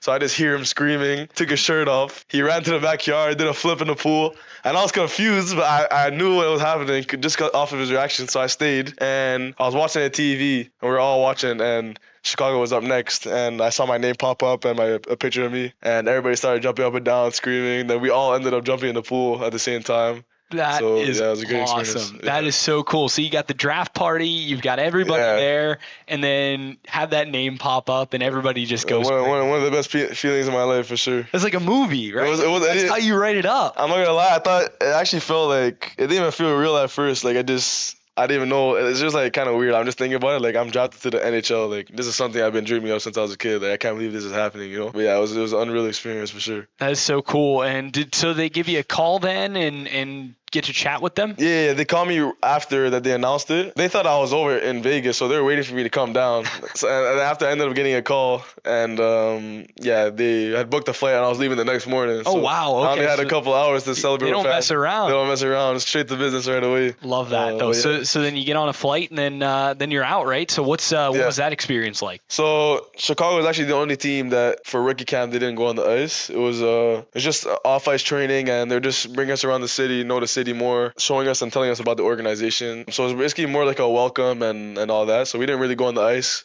because they think that we shouldn't be rushing back into the ice when the season just ended, and they'll see us at main camp. So, but it was a really good experience. Just got to view the city and where I'm going to be playing and stuff, hopefully later on in the future. Such a guy with charisma. Such a great conversation. That whole podcast is a riot. We're going to have another clip from it on tomorrow's broadcast. But, man, he knows how to spin a narrative and spin a yarn. He makes it so entertaining. Yeah, he is just such an entertaining guy to talk to. And you're going to see some more content we got with him for Retro Game Night tomorrow night as well. Just such an entertaining guy. And, you know, somebody who I hadn't really gotten to know super well here with my time with the Otters, but just an unbelievable sit down with Ty Henry and just never fails to make you laugh. And boy, has he been very good in this hockey game tonight as he's out on the ice to start this period on the power play. Yeah, his game tonight has been no laughing matter. And if he can keep it up, he's not going to be too far away from that first goal this season and his career. Two teams line up at center ice. Otters are on the power play. We've got a one-goal game, and let's see how this one closes out. Erie bringing it forward. It's Dylan Edwards back in. Edwards to Femus. Femus has been a fiend all around the puck. Can he get one home? Femus to Alfano, and it goes through the legs. Top of the right circle, Edwards. Out of the zone it'll go. And once again, it's Ethan Procession. We didn't talk about him too much during the intermission, but man, he was a difference maker in period 2. Yeah, Procession really solid, of course. Got that goal and really get North Bay back into this game. Back into the near corner. This one takes a hop. Bronson Wright slows it down. 25 seconds left to go on the Otter man advantage. Well, the goal line it'll go. Erliden watches it. Ty Henry will take this one. Henry up. Femus slashes it forward to Kerry Terrance. Terrance below the goal line. He'll be sent back into the glass. Henry lines up a shot, and that one deflected away. That'll do it for the Otters man advantage. As back into the neutral zone it'll go. Man comes out of the box in Tarian, and Erie looks forward back in the defensive end. North Bay's penalty kill. Give them respect where it's due. Yeah, they've been very strong here. And again, a difference maker in this hockey game for the North Bay Battalion. They've been really, again, a big reason why this game has stayed where it is. Of course, you've gotten the great goaltending from McIver, but on the other side of that, the penalty kill has been just phenomenal for the Battalion.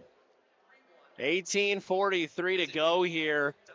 1 for 6 on the power play are the Erie Otters. So that's a 5 for 6 night for the North Bay penalty kill. You'll take that every day. Yeah, when you take 6 penalties and only allow 1. Of course, the Otters PK was coming off a 1 for 7 night the London Knights had a week ago. And again, it just really fuels your ball or fuels your club here. Davio plays the angles game, and it finds its way right back to the net front where it's knocked down by McIver. Again, just kind of the intentionally wide shot there from Alexi Davio, bouncing off the back wall into the front of the net. And McIver able to get leather on top of it. Another offensive zone draw due up. This Malcolm Spence, Kerry Terrance, Martin Mishiak line's been an interesting combo, of course, with Frasca out of the lineup tonight. Mishiak jumps up with these two, and it's looked like a pretty dynamic trio. Guys with a lot of NHL caliber to them. Kerry Terrance, obviously a draft pick already to the Anaheim Ducks, a second rounder. Malcolm Spence, a expected first rounder if all goes right this season, shot in. And Martin Mishiak, who spent plenty of time with the Chicago Blackhawks, especially this preseason. Back below the goal line, Terrance wanted to thread the needle back down to Malcolm Spence. Out from the right wing side. Net on to Shome. Brings it out of the zone, works it from the right wing side. He's in on a 1-on-3. Numbers game does not work in his favor as the Otters get it back inside of the defensive end. Up to go right wing side. Mishiak tries a fancy soccer kick, more of a rollerblade move, and it does not work in his favor. Outside the left circle, Nolan Laird back at the blue line. Wilson wide of the net. Van Steensel coming in and collecting it. Outside of the right circle it'll go. Back below the goal line. Here's Nathan Sauter with it. Sauter to Spence. And up against the glass. 17:40 remaining. This one to Procession in front. It stays out. Loose in front of the net. I'll have to see the replay of that one. How does that not go in? Erie moves it in the other way. Top of the right circle. Mishiak collected in front by Van Steensel. And up the ice go the Battalion. Entering in top of the right circle. Shot for Van Steensel. And all white sweaters in the area. Royston moving it westward, top of the left circle. Stood up, and puck taken away from him. Out from the left wing side. Back in below the goal line it'll go, as this one finds its way to the right circle. Now back in possession of Brett Hammond. Up to the blue line. Royston unable to block that one as it finds its way deep back in. Here's Messier with it. Messier back inside of the corner it'll go. Left wing side. Andrew LeBlanc with it. Ty Henry taking it. Henry moving forward with it. Tries to connect this one with Challenger. Can't do so. Worked in. LeBlanc walking down Main Street, and the path is blocked by Halamago. Opportunity in front. Tarian with it. Erie moves it up. Here's Challenger back, right wing side. It'll go below the goal line. Challenger battling, and this one held on to by McIver with 16:12 left to go. Well, Noah Erliden really stepping up over these last few minutes of this game. A couple of huge saves on chances in front of the net. Erliden really stepping up, and Nick Halamago, by the way, a nice defensive play you pointed out as well on that last sequence. Boy, the shot from Procession, again, sometimes it can be an optical illusion. They're not taking another look here, so certainly was an optical illusion. It looks like it goes in, but it doesn't. I thought it hit kind of the back bar on the underside of the crossbar, but that must not have been the case. And, of course, North Bay questioning the validity of the no goal call, but no review. Here we Gonna go. Stay 2-1. Oh, no, that was inner part of the crossbar and pinged right back out. Great job from our production team on catching that one. And it's ancient history now. No replay on the next stoppage and play. It's as good as gone. So Erie, call it a lucky break or call it the physics of a goalpost, but we have a 2-1 game still. Back below the goal line, this one will go. Demas looking for it. Up against the near wall. Alfano drives this one in the circles. Couldn't feed that one back in. Below the goal line, it'll go Alfano. Sent off of the side of the net. Sauter with it. Top of the right circle. Back below the goal line. Alfano to Themis. Out of the zone it goes. Davio all the way back in. Lost possession of that one. He'll get it right back as Erliden was ready. Davio below the goal line. Erie, just 7 total shots since that power play goal by Wesley Royston. Offensive production has taken a very marginal drop. Yeah, the offensive production is kind of has disappeared, really. And again, credit to the Battalion and what they've been able to do to turn this game. Nice check down there, sends Carey Terrance down to the ice. In from the left wing side, it'll go. Back below the goal line, this one finds its way wide side. Van Steensel just tried to throw one on net. A leg got in the way for Martin Mishak there. Malcolm Spence on his horse to bring this one in. Outside the left circle. Ooh, awkward fall from Wyatt Kennedy down there. Erie looks forward back below the goal line with Spence. Taken away, this one moved up by Kent Greer. Bronson Ride puts it up in the air. Here's Halamago with it. Halamago, ooh, not a high percentage pass right there as Van Steensel gets to it. Luckily doesn't turn into anything, but gotta be more selective on your passes. One of the first things you hear when you grow up playing hockey, never pass the puck up the middle in your defensive zone. And that is certainly what can happen. Brett Hammond chops it down wide as this one finds its way back below the goal line. Up the near wall. Angle game. Royston collects it. Royston, and that one just kicked off the leg of Braden Turley. Erie with it. Royston toward the net front. Kicked away, or rather punched away by McIver. Still loose in front, and out of the zone it'll come from Terrien. Jacob Terrien to LeBlanc. LeBlanc out wide. Centering opportunity. Falling down. Net comes off. 13:43 to go. There is a player down behind the net. That's Ryder Carey. And North Bay wanted to call for that one kicked off, but it was a Battalion player who went barreling into the net. And another terrific pad save from Noah Erliden. We've talked about McIver and how good he's been. Well, Erliden, as this game has gone on and he has gotten busier and busier, he has just gotten better and better and keeping it 2-1 here for Erie. We'll step aside, 2-1, Otters lead. Statistically, the OHL is the best development league in the world. Not only have we had more players drafted to the NHL than any other league in the world, but remarkably over the last 3 seasons, OHL alumni represented 25% of the NHL's opening day rosters. Not only have we succeeded in having players drafted, but have proven ability to develop well-rounded people that are prepared to succeed and contribute at the next level. They never throw one up to the box during t-shirt toss. So look at this. We're putting Otto to work here with the t-shirt toss. And we won't get to see his cannon, unfortunately. But, you know, the only place in the OHL I've ever gotten a t-shirt from a t-shirt toss, Saginaw. My first OHL game ever. How'd you get one up there in Saginaw? I don't know. I was wearing Firebird stuff at the time. Well, I guess you weren't in the broadcast booth. I was thinking you That's were correct. up in the broadcast booth. I'm like, how in the world in that rink did you get a t-shirt up there? For those unfamiliar with Saginaw, the booth kind of hangs out over the ice, so there's not really much you can do from a t-shirt tossing perspective to get one up there. But no, it's always, again, another fun classic promotion. I was a young Sean as an OHL fan. Oh, those were the days. Now I get to be a fan for a living. This one will come in offside. 13:31 to go. You know, it's a lot more accessible to throw it up here, too. Like, we're basically in the 200s. Yeah, it'd be pretty easy. We almost got one last year. Yes. And I remember our good friend Jackson Lepp, I should say, who's in the front row doing highlights for us. He almost got one tossed up, years ago here at the EIA. So, again, we've tried, but unable to get the job done. I guess it kind of goes both ways. We haven't had much success with our teddy bear tosses or our sock tosses either. So once we can hit the ice with those, then we deserve a T-shirt.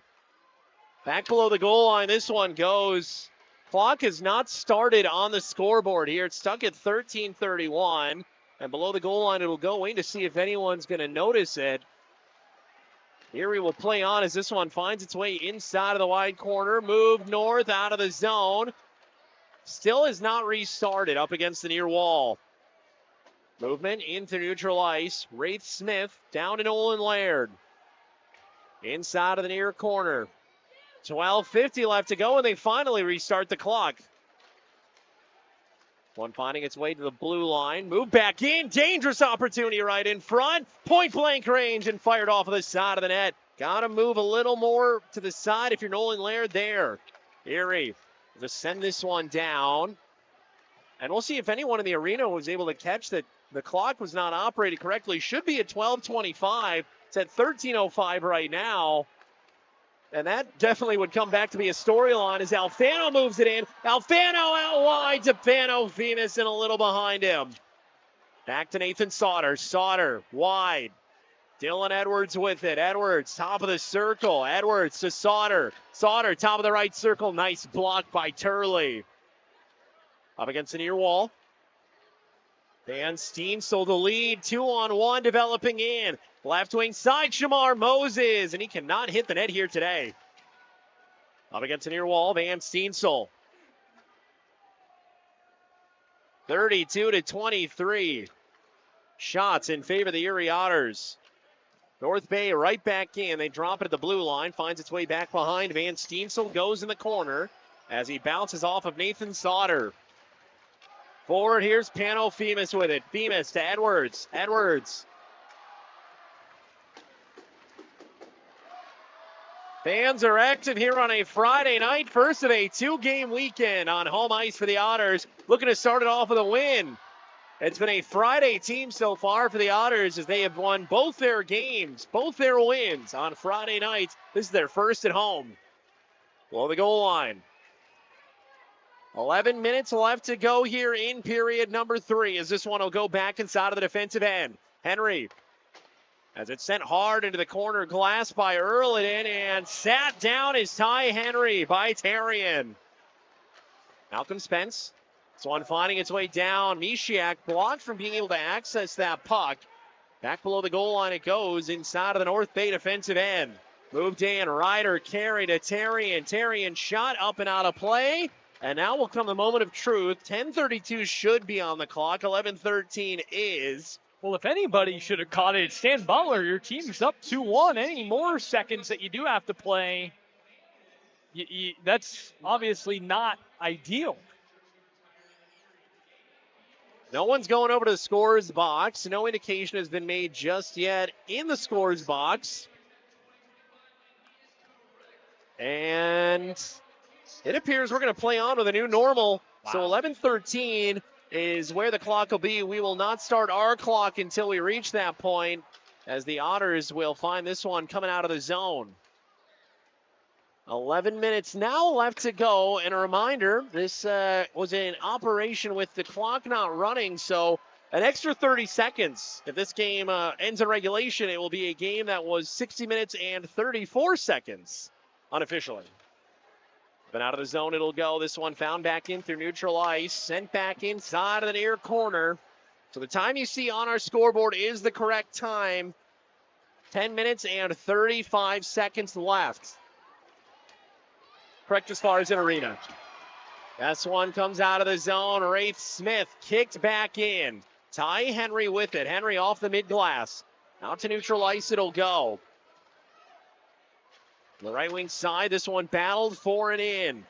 Sam Alfano back for Panofemis toward the net front, and a raised high kick leg from Dylan Edwards cannot turn it into an offensive opportunity. Van Steensel goes inside, outside, recollects it, goes mid-slot, falls down, and the Otters are going to go on the penalty kill past the halfway mark of period 3. It's a trip, and it's Ty Henry. Henry's going to go again. Van Steensel with a nice little maneuver right there to work his way to the front of the net.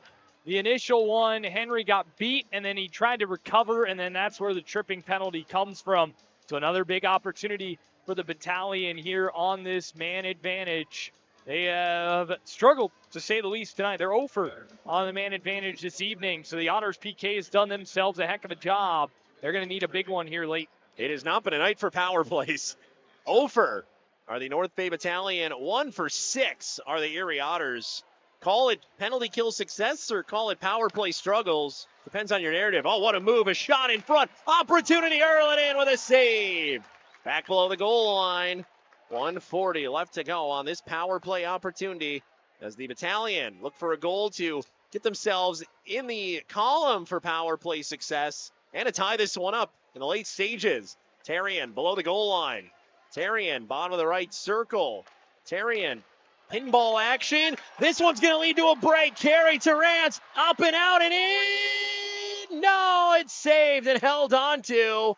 And we're going to get a hooking penalty. Will this turn into a penalty shot? It does not appear the indication thus far, but the Otters will be going on a 5-on-3 for $1.14. Well, yeah, they're just going to get a penalty, so we'll go 4-on-4 here. We'll even them up. As to the box here will go Jacob LeBlanc for a hook. To me, Sean, I thought that was a clear breakaway. I thought certainly the case could have been made for a penalty shot there. You could see it developing with Terrance jumping out of the zone, ready to go. So we'll go 4-on-4. Very least, that's another kill for Ken Paroff's unit. 4-on-4. Thank you for the correction. And the Erie Otters will have a very, very short power play when it does expire. I agree with your point as this one finds its way toward the net front. I thought Carey was way more broken away where that could have, maybe should have been a penalty shot. But hey, the hockey gods decide things how they do, and we play on a 4-on-4 as the offer continues for the Battalion.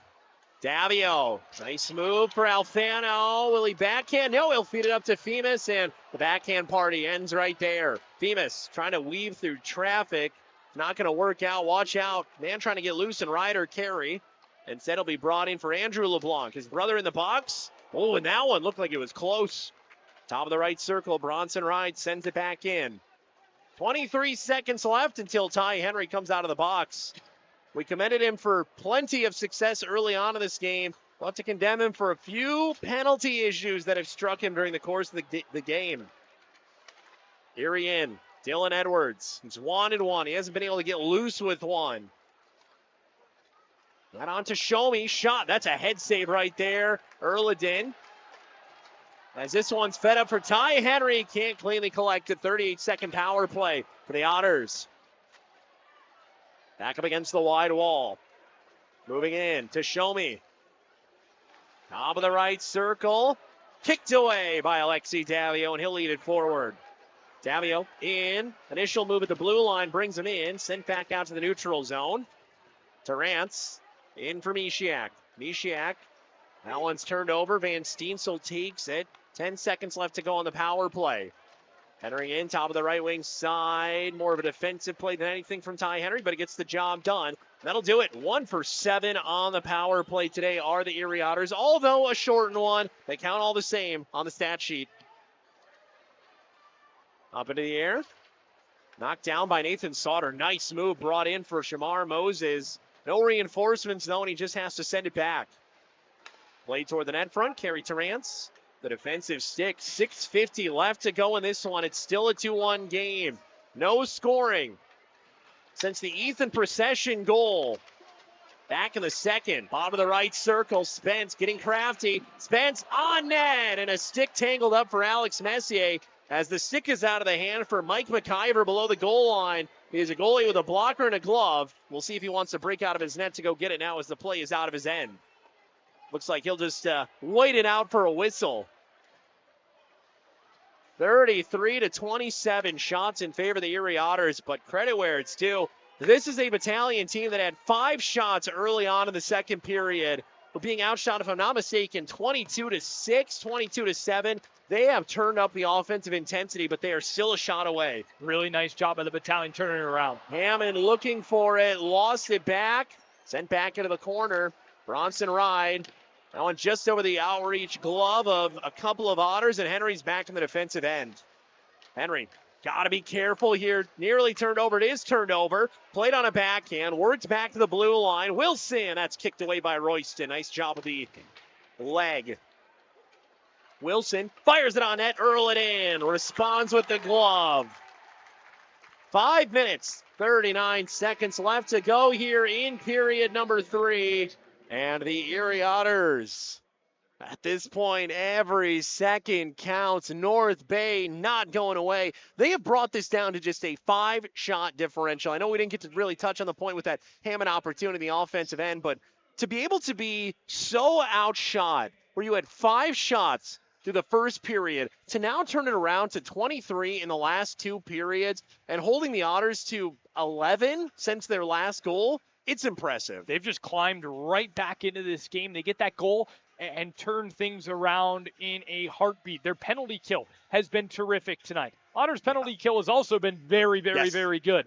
But it's been a game of PKs, and it's been a game of really just North Bay turning it around. It's been kind of a tale of 2 games, really. Erie dominated the first bit of it, and North Bay has just turned it around. And now, again, you wouldn't be surprised if they find a way to tie up this hockey game for the Otters. They got to continue to battle here with 5.5 minutes. Your goaltender is going to keep you in it. Noah Erliden has been just fantastic so far for the Otters in this game. He stopped 27 of 28 pretty quietly, you must say. It's as Sean mentioned, that shot total has just climbed very, very quickly. So Erliden's been good. Going to have to be down the stretch. Shot right off the face-off, loose in front, and Erliden has just enough of the leg to be able to make that stop.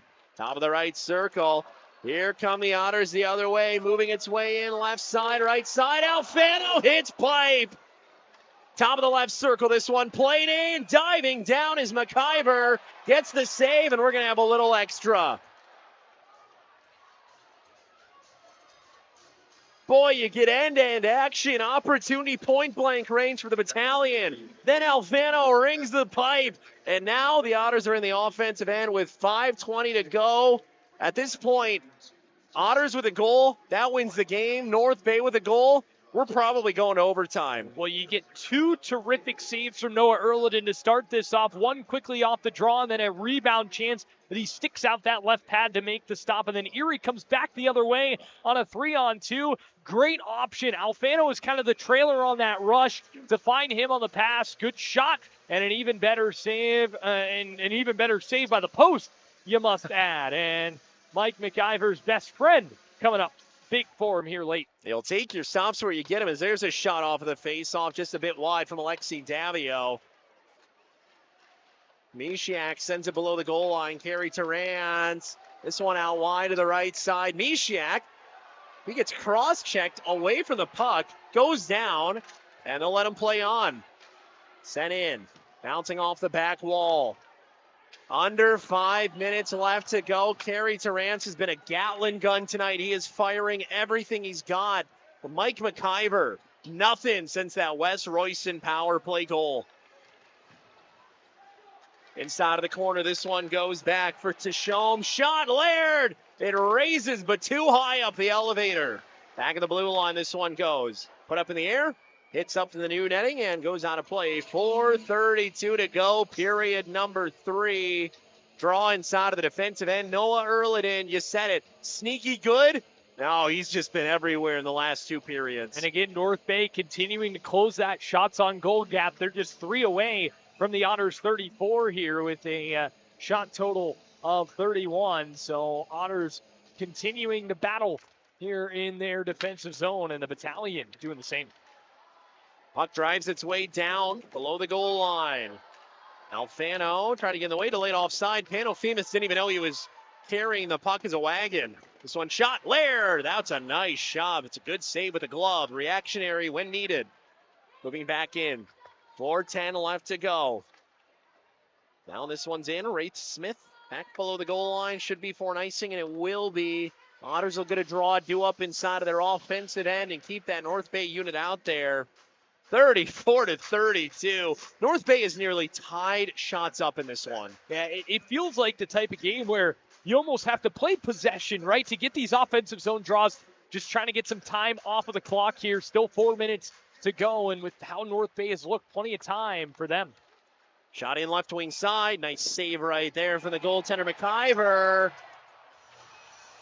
And the extracurriculars as we've got bodies down on the ice. It started with Panofemis being sent down. No surprise it was White Kennedy who was at the center of that as well. He's been at the center of everything, really, in this hockey game for the Battalion. For better or for worse, as we talked about, nice defensive plays, but a lot of stuff behind the play as well. It takes two. And we'll see if they get a penalty out of this. Doesn't look like it. So we'll stay 5 aside. And again, just after the whistle, Femis. He was ganged up on that even. Wasn't quite Kennedy action. That was Laird, 19, I believe, who knocked Pano Femis down to the ice. So my apologies to Wyatt Kennedy. He was there, but he was just a bystander. His point still stands. He's been involved in the action, behind the play, after the play, and in play. He's been exactly the kind of player that if you're a fan of North Bay or a fan of a hockey team, you'd love him if he was on your team in this situation. But as an opposing team, you're like, Boy, he eats a lot of minutes, too. Him and Bronson Ride, the top pair defensively for this North Bay team. They've been on the ice quite a bit in this hockey game. And again, they've been noticeable. And they've needed to be. And they have had to be, and really strong. As that's a pretty sweet mask. Wait till you see the new mask for the goaltenders from the Otters side. Noah Erliden did not wear it tonight, but our player services coordinator, Mitch Brown, was the co-designer of Erliden's new mask, and it's a beauty. Back below the goal line. Somehow coming out of the scrum with it is Kent Greer. One sent back in. Messier sent down onto the ice, and a whistle is quickly blown, as I think the penalty box door is going to open on the North Bay side. And you wonder if this is one that's been brewing that they felt they needed to finally call something. I'd like to get another look at this because I think that Ryder Carey might be a bit hard done by here. Yeah, I think he might have came up a little high, but boy, I don't know if this late, this point of a game that's this tight, I don't know if I would have called that. Yeah, I genuinely think that here's another look. You can't really see. Here's a really good look. And Messier didn't know he's coming, but still he makes an effort to make it shoulder-to-shoulder contact. For me, I like that not being called, but from an Otters perspective, at the very, very least, you get 2 minutes off the clock here late in this game, and at the best case scenario, you add another goal. You wonder if it's because it was that corner stanchion separating the two benches that it looks more egregious and it feels like you have to call it. That's a good point. This is a rink where, not every rink has it set up like that. So kind of maybe just a quirk of this building. And again, maybe like you mentioned, Sean, it just looks a little bit worse. It didn't look pretty, but again, I think Terry was a bit hard done by there. Under 3 minutes left to go. Erie's going to be able to eat up a lot of the time because of that penalty.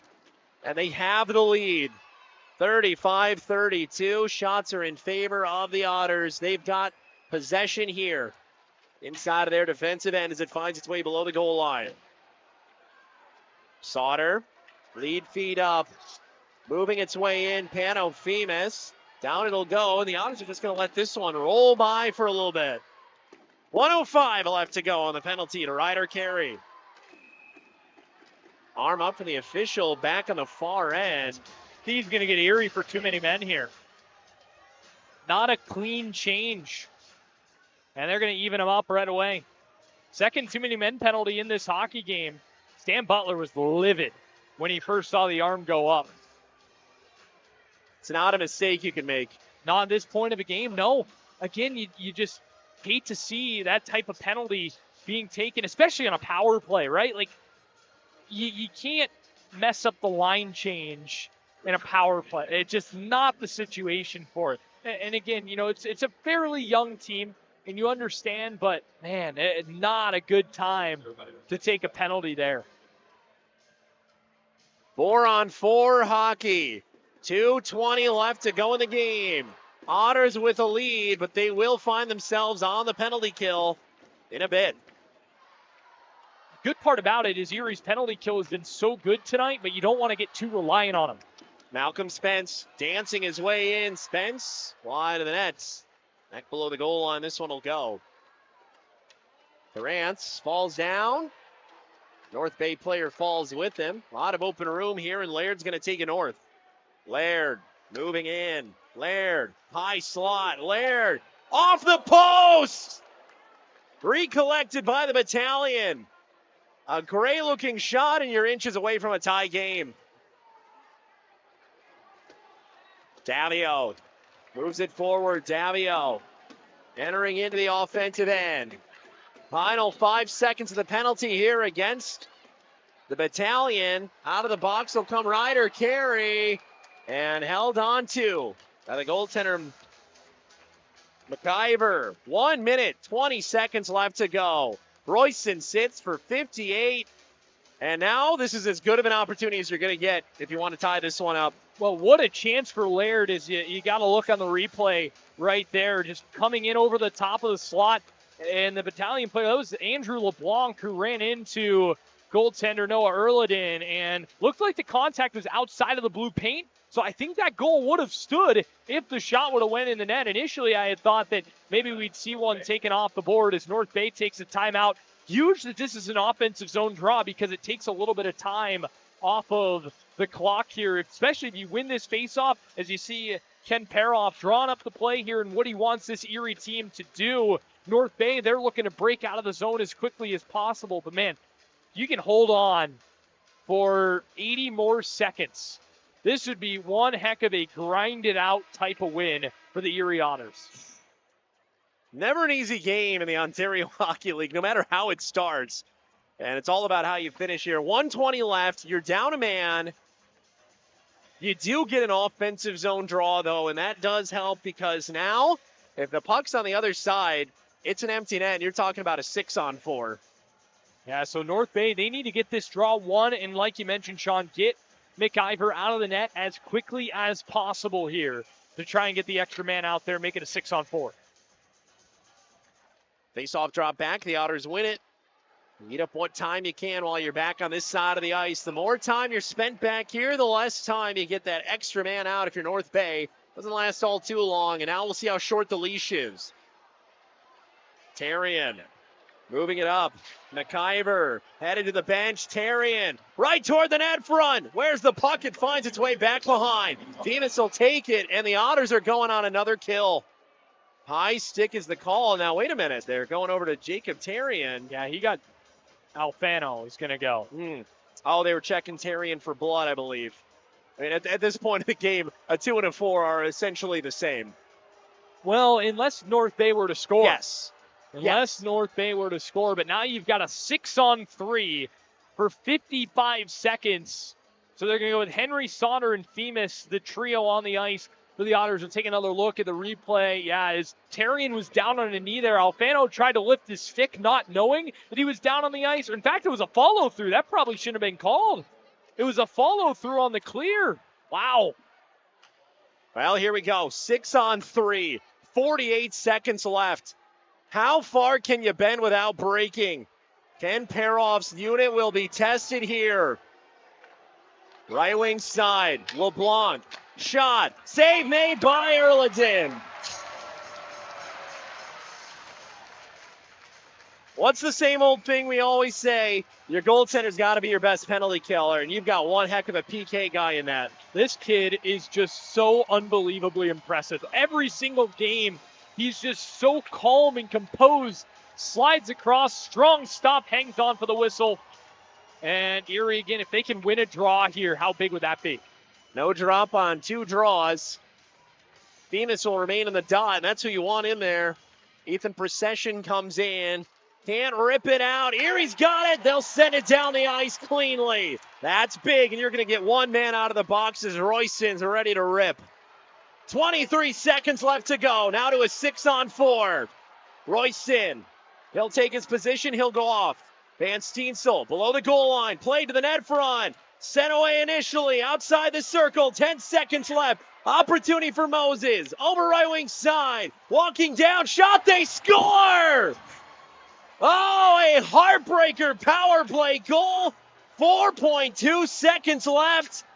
And we are going to overtime as the Battalion get one from LeBlanc. Andrew LeBlanc always seems to come up big in this building. The Otters bent, and they bent, and they bent, and they bent, and finally they break late on in the game. A ton of traffic in front of Noah Erliden. In fact, it hit Erliden on its way through. Just throw the puck at the net right there. And we'll see if this does, in fact, maybe deflect off of LeBlanc, who led the line. But, wow, what a big goal for North Bay. And they tie this game up. You have to say they deserved it. They battled hard. Here we go. It's overtime. You both get a point in a non-conference game. It doesn't matter ultimately, but man, if you're Erie, you know you had a 20-shot advantage almost at one point in this game.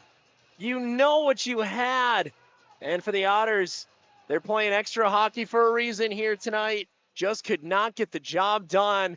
We'll welcome you back to the booth real quick. Some disheveled faces on that bench. And, well, you get the jubilation of sorts. If you win in overtime, keeps the fans happy. But, man, you know this game should not have went to overtime. Full credit to that North Bay side. Ryan Olahan's team, they had every reason to be down. They were never out. Yeah, really impressive from the Battalion to continue to fight back into this game. And for the Otters, boy, that one really hurts, especially given how dominant they were throughout the early portions of this game. So to give this one up late, certainly a blow. But now you got to try and dig deep. You got 5 minutes, 3-on-3, a lot of speed on this team. Boy, it really hurts not having Frasca in the lineup tonight, certainly with what he can provide. So you got to try and find a way to let one of the superstars try and take this game over. But, boy, give the Battalion credit. They deserve to tie the game up. They get that late goal, power play goal, and we're knotted up going to OT. Let's go to ice level. It's hockey time in Erie, PA. You know what time it is, Trevor? It's overtime. 37-34. This has been a classic. Yeah, this has been a wild hockey game. You go from a game where Erie dominated the beginning to North Bay dominating near the end. Will the Otters be able to dig deep and find an overtime winner as they head to the extra session for the first time this year? Well, if you're the Otters, you get a point. And no matter what, you didn't want it to be that way, but hey, you get a point. Thanks for sticking with us. It's overtime, and we are underway from the Erie Insurance Arena. Extra hockey on a Friday night. Inside of the near corner, it'll go. Chasing after it goes Carey Terrance. Terrance back below the goal line looking for it as it's grabbed by LeBlanc. LeBlanc to LeBlanc. In from the right wing side. Careful entrance in, top of the left circle, they'll go with it. Below the goal line, this one goes. Bottom of the right circle. D-to-D passing. Top of the right circle, grabbed out of the air, and a nice snag from the goaltender, Erliden. Good setup on the 3-on-3 from the Battalion, moving the puck well. Got to be careful when if you end up turning it over. You can't turn it over in 3-on-3. They do a nice job to get a shot to the net, get a glove save forced out of the netminder in Noah Erliden, and he hangs on for the whistle. And again, for him, just it's important to see that early shot in overtime after giving one up so late to let him lock back in. Top of the right circle, it goes. Wyatt Kennedy below the goal line. Kennedy up against the wall. This one goes, finding its way back. Kennedy finally snuck out to the Otters side. Pano-Femus leads it forward to Sam Alfano. Alfano for Henry. Henry takes a ping-pong bounce. Oh, it's loose back behind the net. It was a full flex of the back right there from McIver. I didn't know a human body could look like that. That would have been some way to score your first OHL goal. No kidding. Brought in now, Van Steensel lost it. Femus loose. Femus brings it in. Femus against Kennedy. Femus, Wade shoots, and a great save from McIver. 3:40 to go. And now Procession and Femus exchanging weekend plans below the goal line. Nicely done by Pano. Femus patient, allows Kennedy to kind of make the move first, and Pano gets the shot away. McIver with him all the way, as he has been for most of this hockey game. And a good save for North Bay's netminder. Face off right circle. 3:40 left to go here in period number 4. Overtime shot. That one over the top of the net. The right wing side it'll go. Mishak gotta be more strong on those passes. And this one will find its way in. Ryder, Carey, walking through. Edwards turns it out, bites the other way. Here's Mishak. Mishak in. Oh, what a move to sidestep it. Checker. Outside of the right circle, shot in. McIver meets him. Davio with it. Davio sends it down for Mishak. Mishak absorbs the blow, keeps it going. Uses that long stick to keep it going back behind. Just over 3 minutes left to go. Davio stepping up, and it was the right decision. Mishak down. Davio, bottom of the right circle, and the ping pong action does not work out in the Otter favor as it finds its way out to defensive ice. Kent Greer. Back defensive end it'll go. Erie stepping up after it, can't get to it. Tarian, shot, wide, back behind it'll go. Erie's got it over. Spence, 2-on-2 developing. Spence and Terrance pushing it forward. Spence stays on his feet. Terrance, ricochet, right back to him. Will he turn and fire? No, he'll go back to greener pastures. Terrance. And he'll skate this one back into neutral ice, looking for something better. Great look for Kerry Terrance in front. Good knowing of each other. Malcolm Spence and Kerry Terrance, terrific chemistry. Erie in. Henry slashed at. Henry. That one rode up the body of McIver. Henry back after it. Kerry Terrance, room to work with. Terrance puts on the spin cycle. Below the goal line, he'll go with it. Terrance gives it back over to Ty Henry, top of the circle, right in front! McIver! What a save! To the blue line it'll go. Henry with it. Henry back for Kerry Terrance. Terrance. Henry shot. Oh, what a save! Out of the zone it goes. 90 seconds left. Top of the left circle. Shot in wide of the net. LeBlanc. LeBlanc below the goal line. LeBlanc, top of the right wing side, it'll go. Just over a minute left. Below the goal line, in the circles, back to the blue line, top of the right side for LeBlanc. Up in the air, stays out of the net, bouncing and back behind, it'll go. Bottom of the right circle, LeBlanc setting up in the danger zone. Runs out of real estate, the Otters have got it. Up the tempo here, Henry's been out the entire time, and a wasted possession to the Otters. Jacob LeBlanc. Entering in right wing side, Van Steensel, left wing side. Procession can't connect. Moved in, up in the air. Erie's got it. Erie and Steensel, 26 seconds left. Top of the left circle. LeBlanc, left wing side, falling down. No Otters in the area. 16 seconds left. Carey still out there. Net comes off. Final 14. An aerial draw in the defensive end. Where to start? Oh my goodness, what a wild sequence. Ty Henry, Kerry Terrance, Malcolm Spence, all with opportunities for the Erie Otters. Great feed here from Henry on the way to Malcolm, and a terrific look in front. And then North Bay coming back the other way. There is Ty Henry's opportunity and a great save. McIver just unbelievable in between the pipes.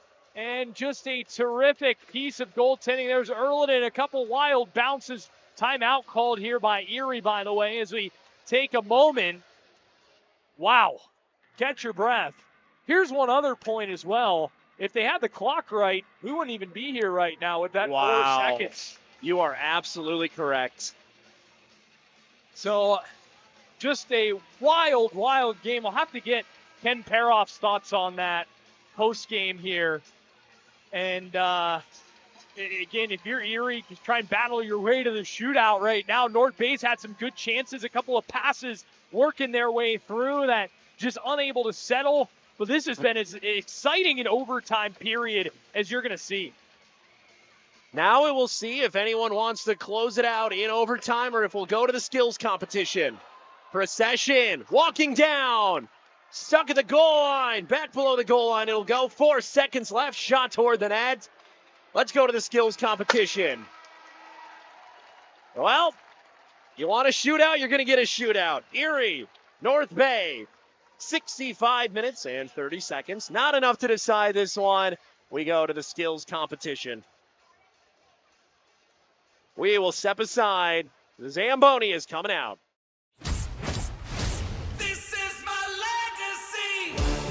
Tacoma has a dominant legacy as America's favorite small pickup for almost 2 decades. Known for reliability and capability. Now buy a Tacoma with low 4.99 APR or lease an SR for $279 a month.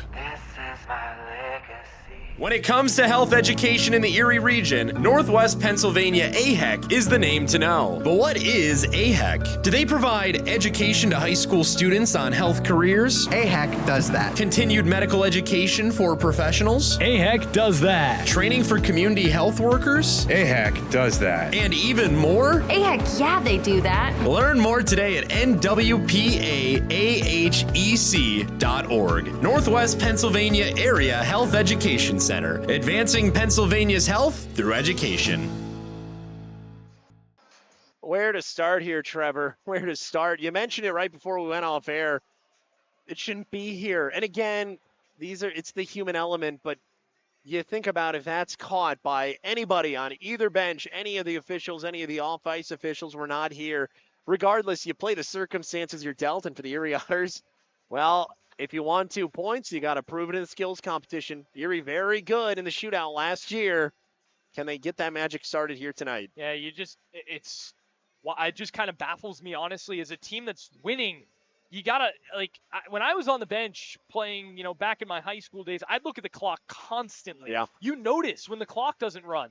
So, I don't know. I can't believe the officials didn't catch it. There's 4 officials plus everybody on the Erie bench that somebody surely had to look at the clock there, but hey, you can't really rest on that. You very least get a point out of it. And you had felt it coming. It just happened that was the time where they scored late on. It was well-deserved, and it was coming. It's not like it was a fluke play where, North Bay was completely out of the game. No, they were the better team in the second half of the game, and really the second 2/3 of the game after the first period. So they deserve the goal. They deserve to be here right now. A wild, wild overtime period with chances galore at both ends. Ty Henry could have scored his first OHL goal probably about 4 or 5 times on that overtime stretch there. And then North Bay, a couple of backdoor passes where the puck would either end up in a guy's skates or would bounce over their stick. So, the ice gets quite rough near the end there. Of course, they clean that up a little bit, at least for the shootout. So, like you mentioned, Sean, Erie very good in the shootout last year. We're going to see the skill on display. Dylan Edwards is kind of the wild card in the shootout. Remember that game in early January on SpongeBob SquarePants night? He was the hero. Unbelievable. And, I think that we're going to kind of see somebody step up. Who wants to be the hero? That's usually what the shootout is about. We'll see who wants to do that tonight. Let's take it down to ice level. Zambonis are getting things all cleared off. Well, the skills competition is something, and we'll come back up here as some dancing kids are the focus, and instead of the Zambonis. The Zamboni is off now. We didn't expect to be here, folks. No, this has been an exciting game. If you're on the North Bay side, a point hard-earned. Now it comes down to, is your goalie better than the best shooters on the other team? Well, and you've got 2 very good goaltenders going back and forth here. Both have been fantastic in this hockey game. Some big saves on either end of the ice for each guy in this game. So we'll see who wants to step up in this shootout. McIver's been great. Erlenden's been great. And we'll see what we've got going on here in the shootout. Well, Erlenden's back out there, so we'll take it back down to ice level now, as the fans are trying to keep themselves as energized and as excited as they can be. Not been hard in this game, to say the least. We can pass along here as well that North Bay will shoot first. So the Otters, the home team, deciding they would like to go second, which is an interesting move here in the shootout. Looks like Terrian will be the very first shooter once Erlenden's net is to his specifications.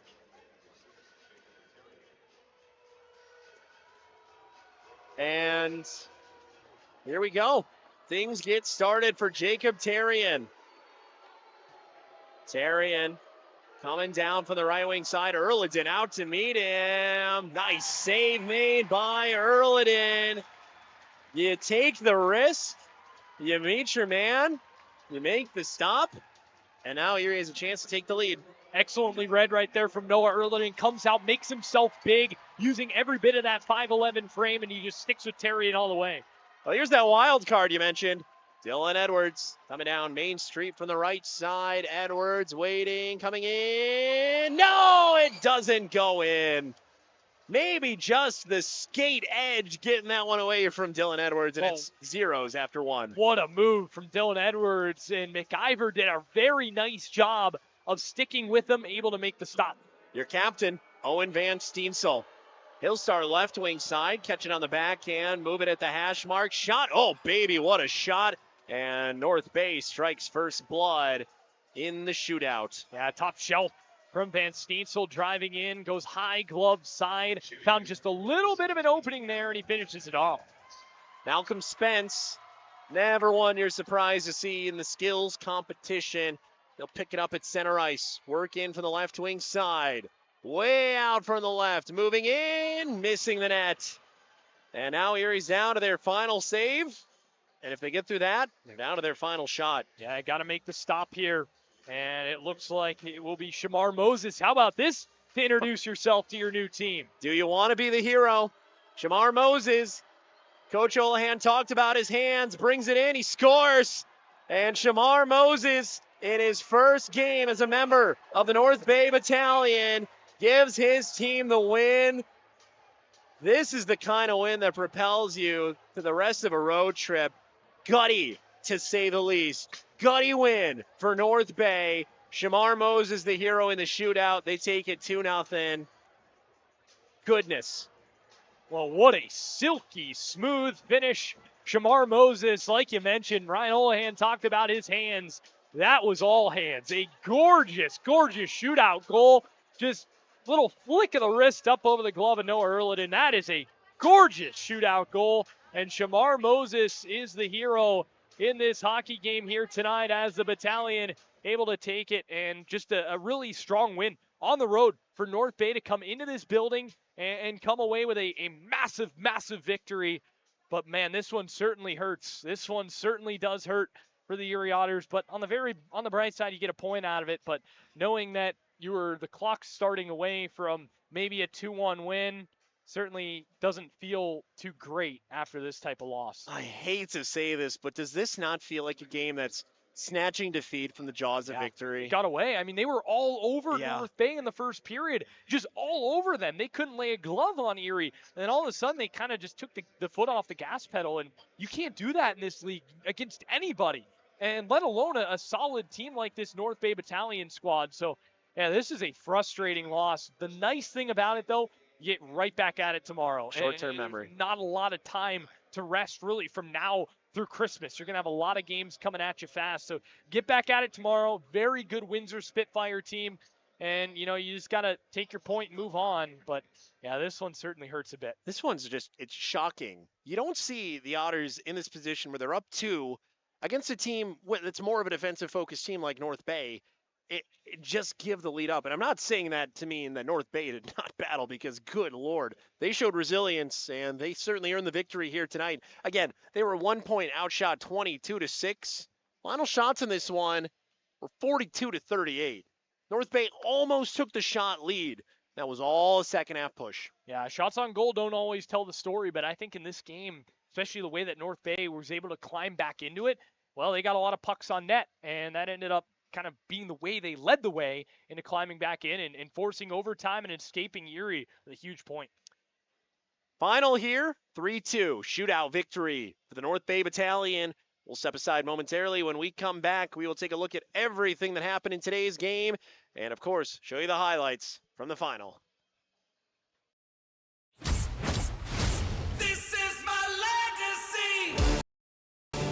Tacoma has a dominant legacy as America's favorite small pickup for almost 2 decades.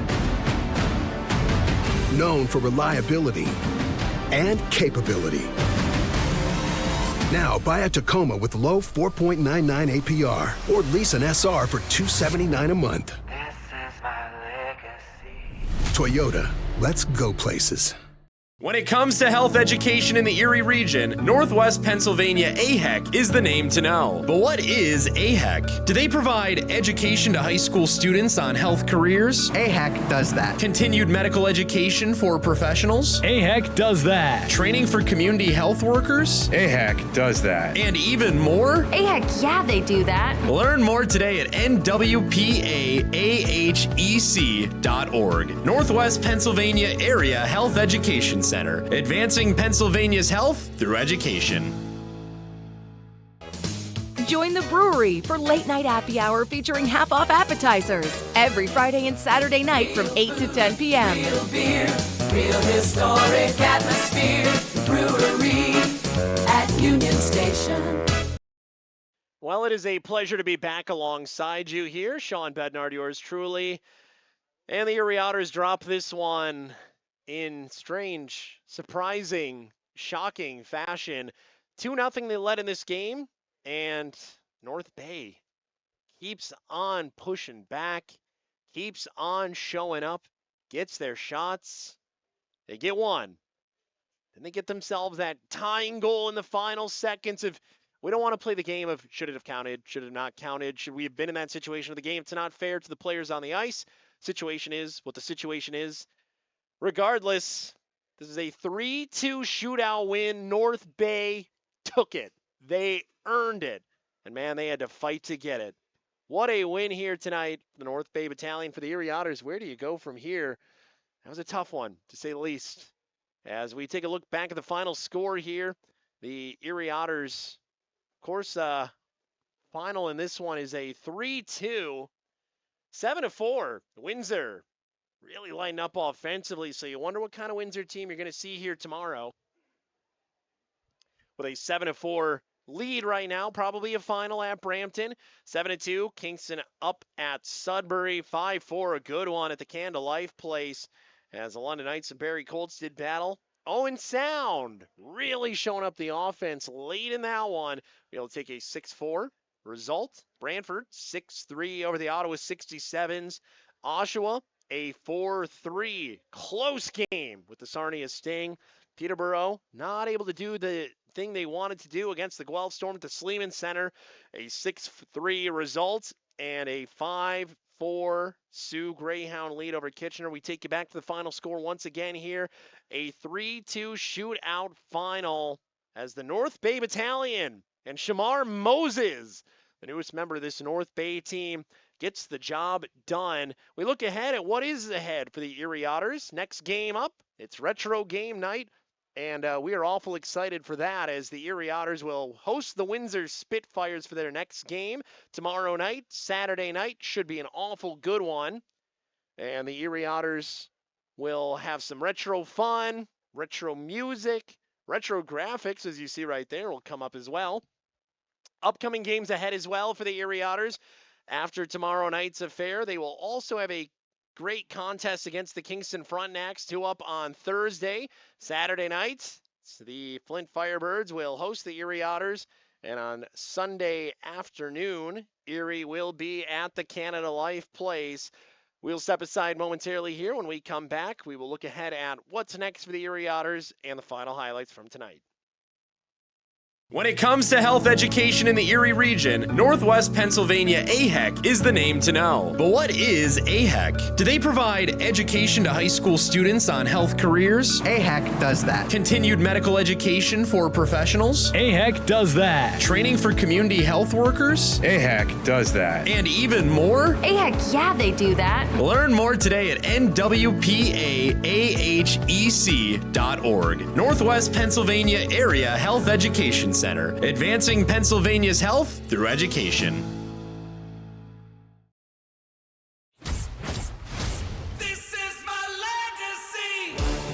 Tacoma has a dominant legacy as America's favorite small pickup for almost 2 decades. Known for reliability and capability. Now buy a Tacoma with low 4.99 APR or lease an SR for $279 a month. This is my legacy. Toyota, let's go places. Otters final in this one, a 3-2 shootout final. The highlights will be up on the Ontario Hockey League website and the Otters social media later on tonight or early in the morning. We're going to get out of here. Otters have a 7 o'clock drop tomorrow here at home against the Windsor Spitfires. Good one, certainly due up for retro game night. We hope that you'll join us here from the Erie Insurance Arena. If not, make sure you tune in tomorrow. We're going to have a great broadcast, a whole lot of fun, and a whole new look. Have a great rest of your Friday night. We'll see you tomorrow.